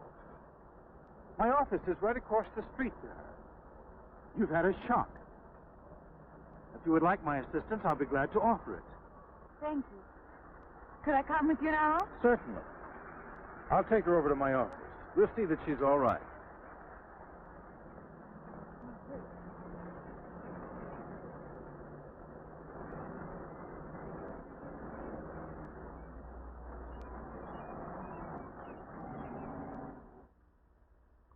It was more than just not being able to hear anything or make contact with anyone.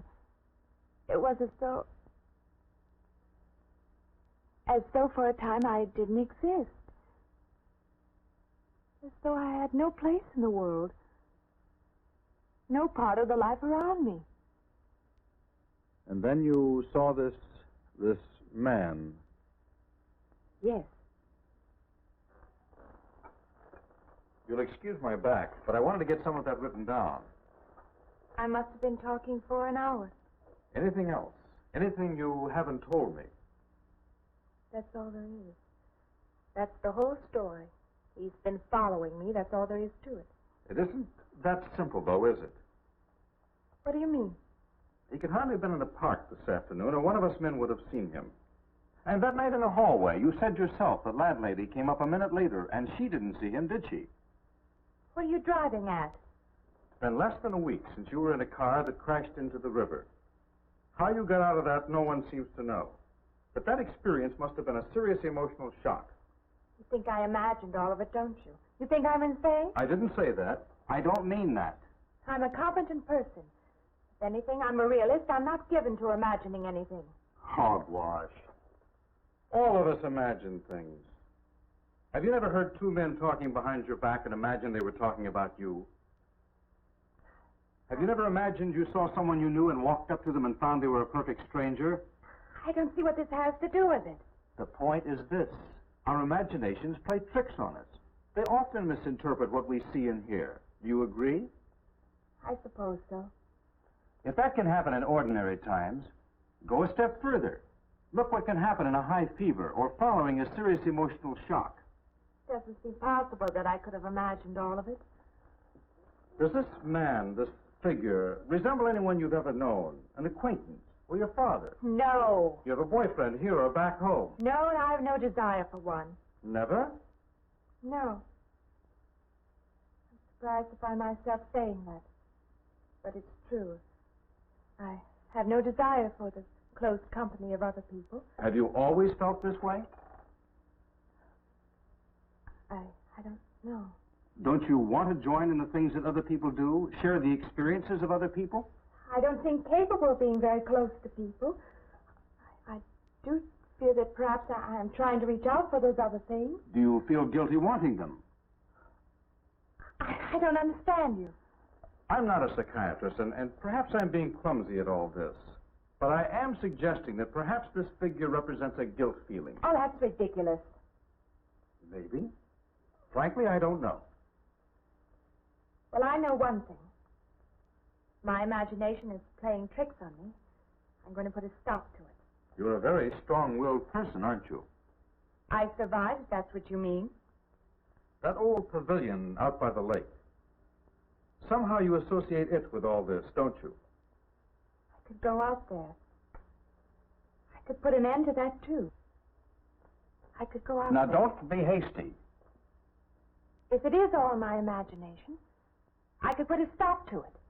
Maybe, but at least someone should be with you. Now, I can't As you possibly say, get away Doctor, now. I'm a person of strong will. And the time to go out there is now. And if I have to, I can go alone.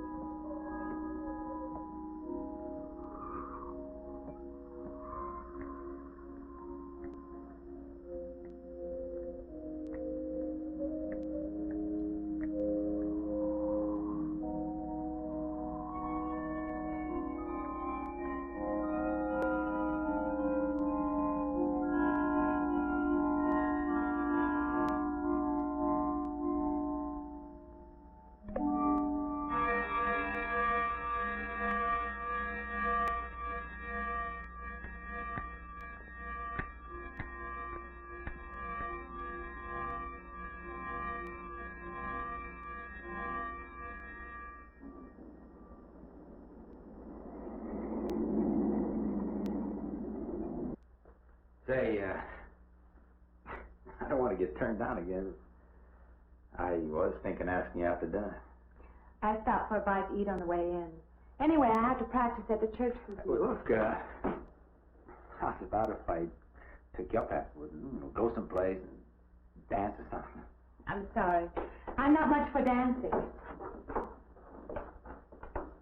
Hey, you mind if I ask you a question? I won't know until I hear it.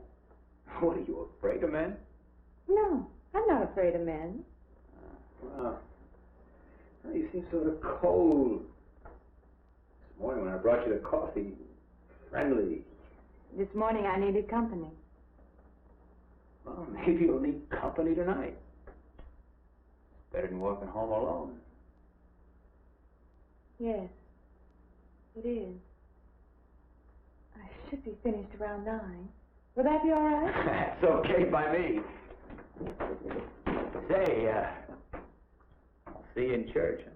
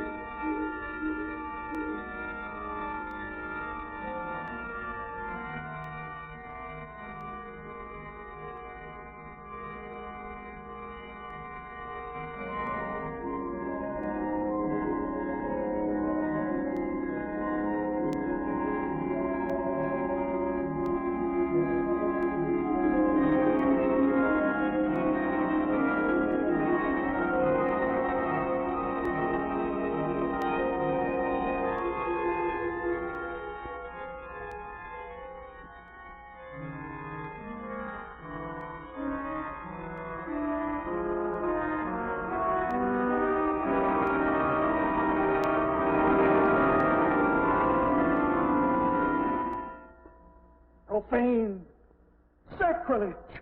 What are you playing in this church? Have you no respect? Do you feel no reverence? And I feel sorry for you and your lack of soul. This organ, the music of this church, these things have meaning and significance to us. I assume they did to you. But without this awareness, I'm afraid you cannot be our organist. In conscience, I must ask you to resign.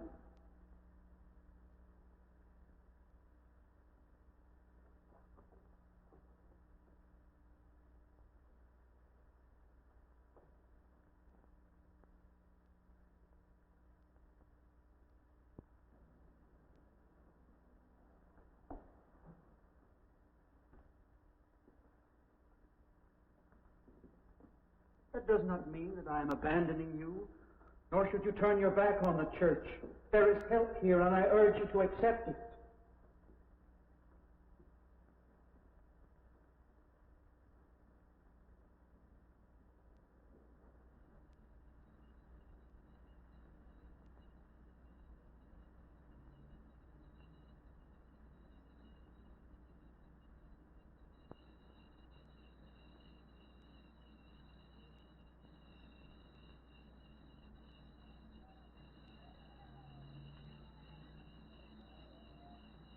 Well, hi there. I've been waiting an awful long time for you. My car's just over there. I know just the right place to go.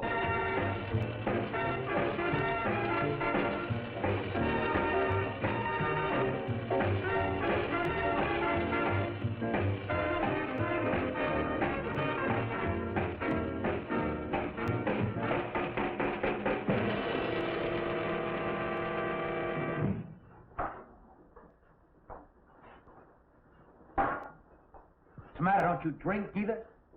Not really. Not really. How else is there if you don't drink really? Answer me that. Now, me, I not only drink really, I really drink. What's the matter? Do you like the music either? I like it fine. You don't like it.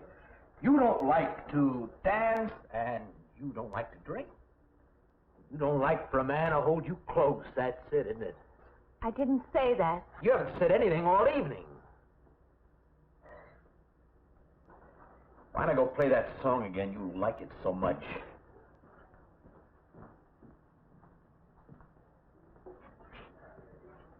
Hey, Johnny, who's the doll? Nobody you know, chicken. Oh, come on now. You've been holding out on me. That's not the kind of pig you usually drag around. Now, you quit licking your chops. She's out of your class. You want to bet? Lay off, huh? I got something on the stove there, man. Well, listen, I'll help you put it over. I don't want her to think I even know creeps like you. Good luck.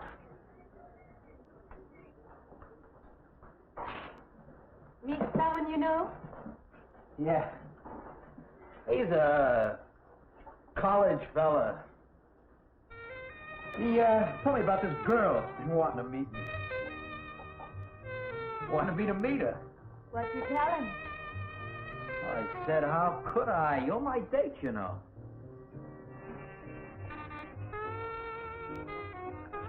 Said you didn't seem to enjoy my company much.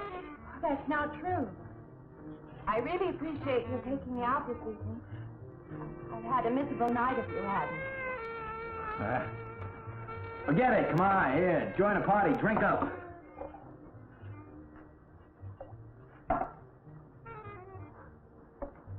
I paid good money for that stuff. It ain't poison.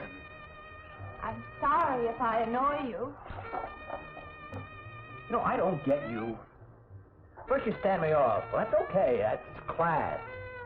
Figure you got something, you're just holding back. Now, everything I say is okay. You're a mouse. Yesterday I didn't care.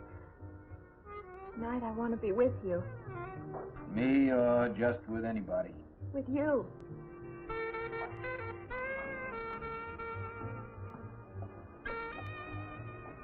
Why don't you fall out, maybe you want to be alone, huh? I'll leave you alone if that's what you want. I like being with you, really I do. I don't want to be alone tonight. I want to be near you.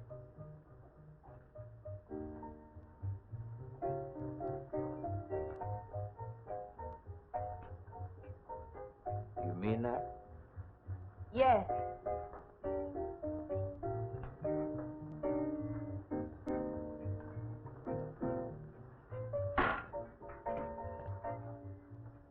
Why don't you and me get out of here, huh? You know, my room's only a couple of feet from yours. Ain't likely to get very far from me, are you?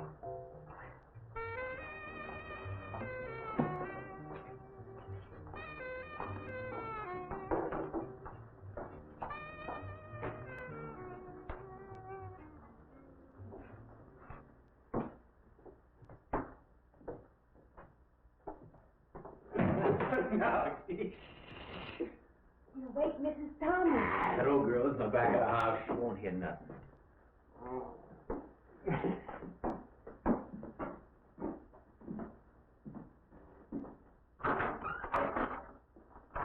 Honey, you don't want to go in there all by yourself, do you? It's dark and it's lonely in there. You don't have to be alone tonight. Just let me come in a while. Let me stay with you, huh? Look, you don't want to be alone, do you? No.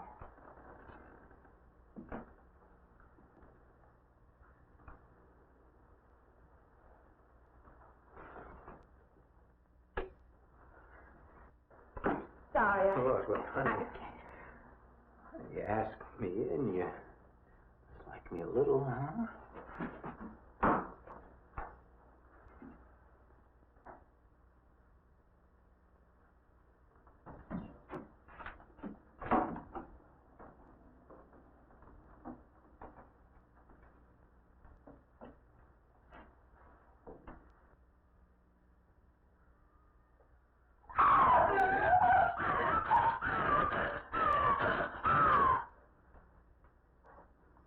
Hey, what's the matter with you? What's going on around here? What's the matter with you? Barron's after me.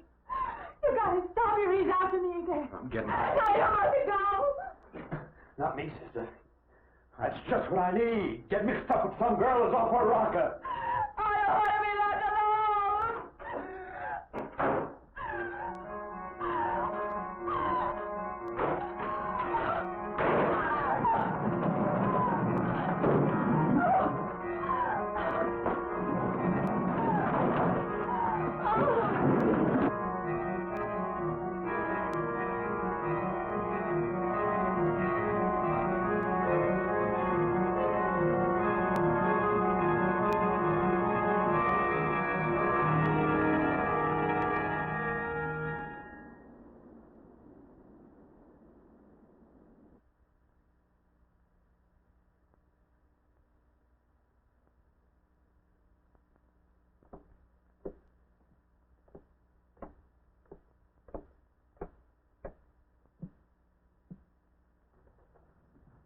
What'd you find out, Doctor?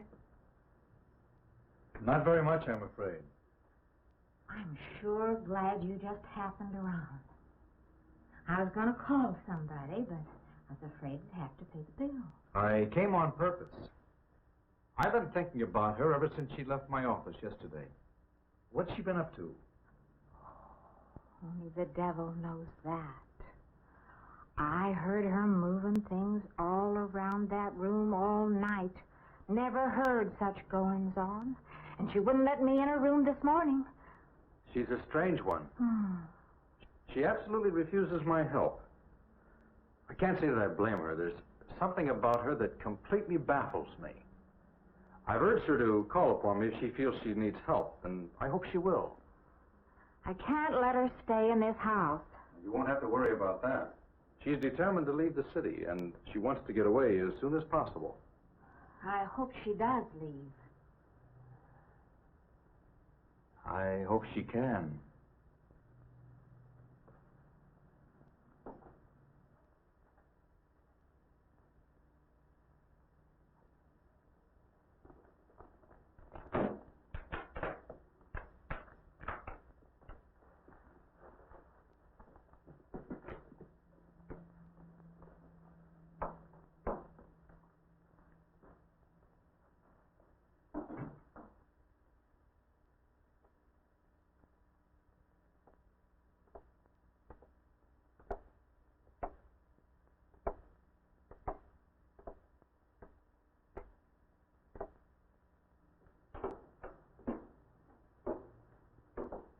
Decided to leave, did you?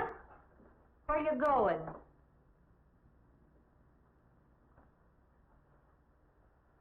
I can't refund none of your week's rent when you go off like that.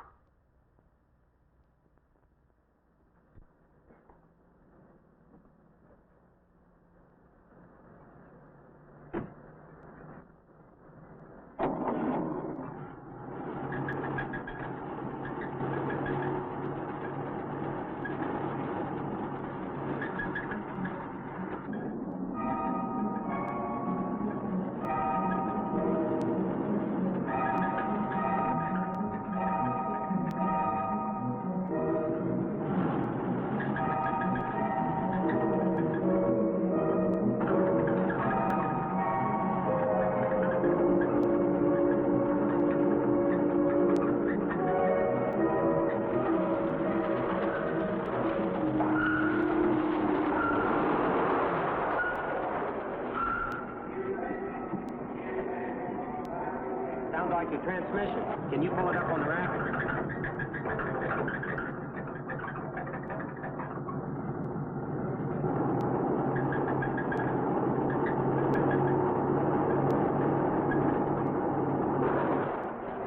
Okay, fine. Will it take long? Well, I have to check it first. Would you like to get out? Yeah, I just sit here. Sure. Suit yourself.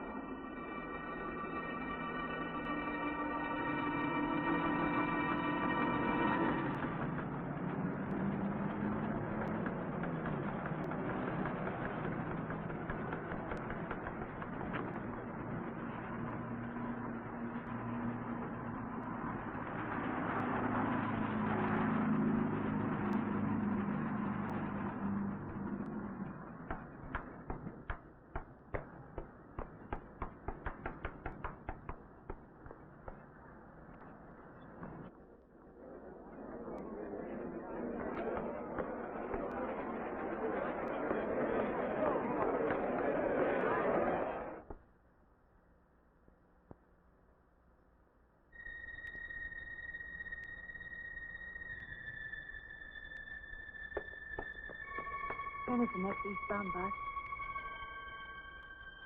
When does the next bus leave? I must get on it.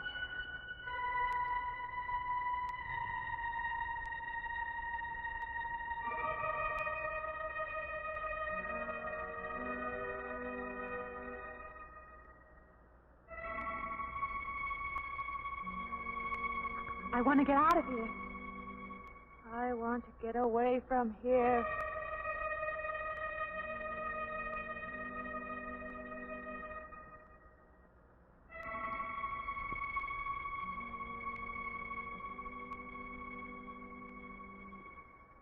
Eastbound bus. Now loading. Gate 9.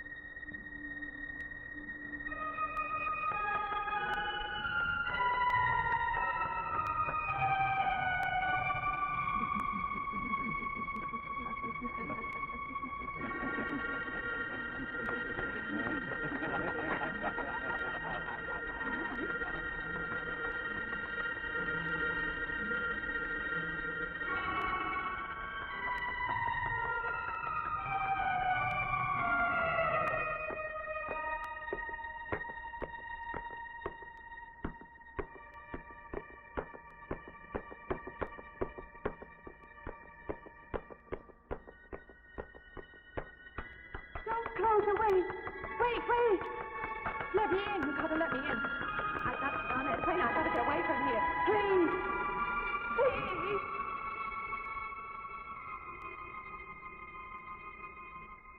You hear me.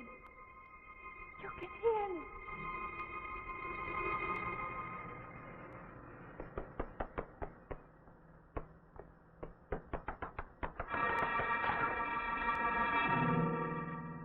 Can't see me. Why can't they see me? Why?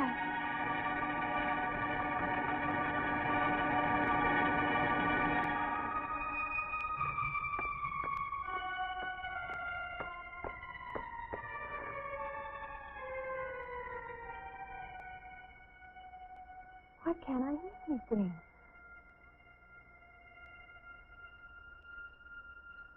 Will you help me? I need your help.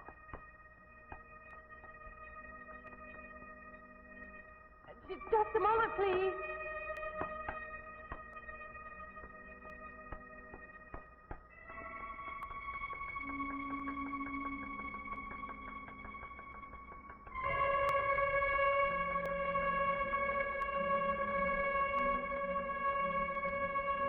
Why can't anybody hear me?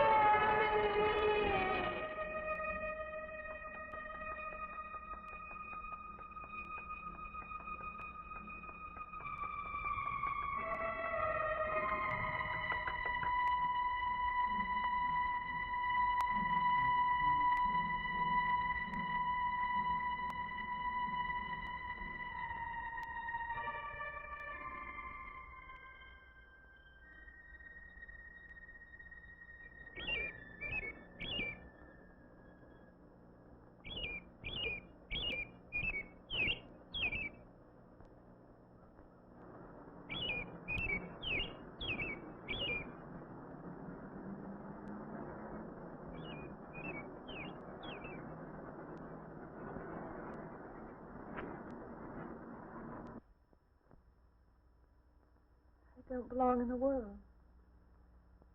That's what it is. Something separates me from other people.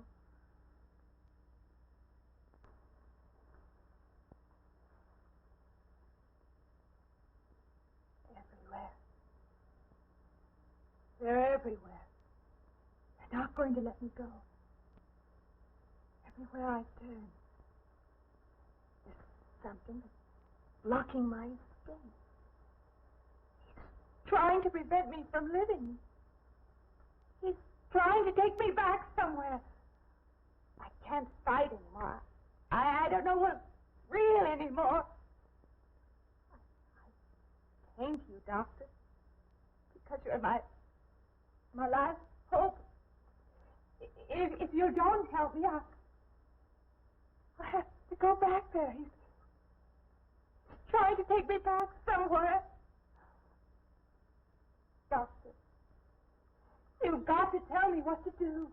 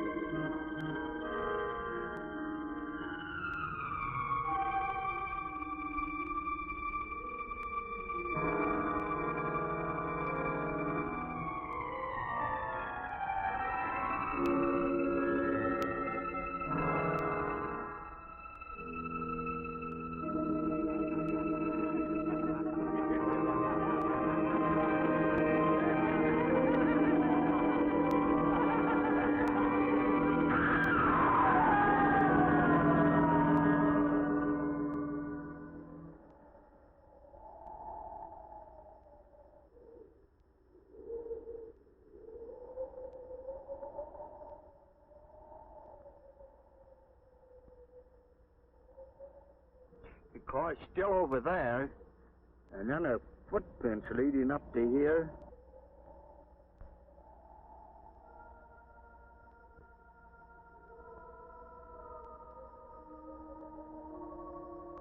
And then nothing.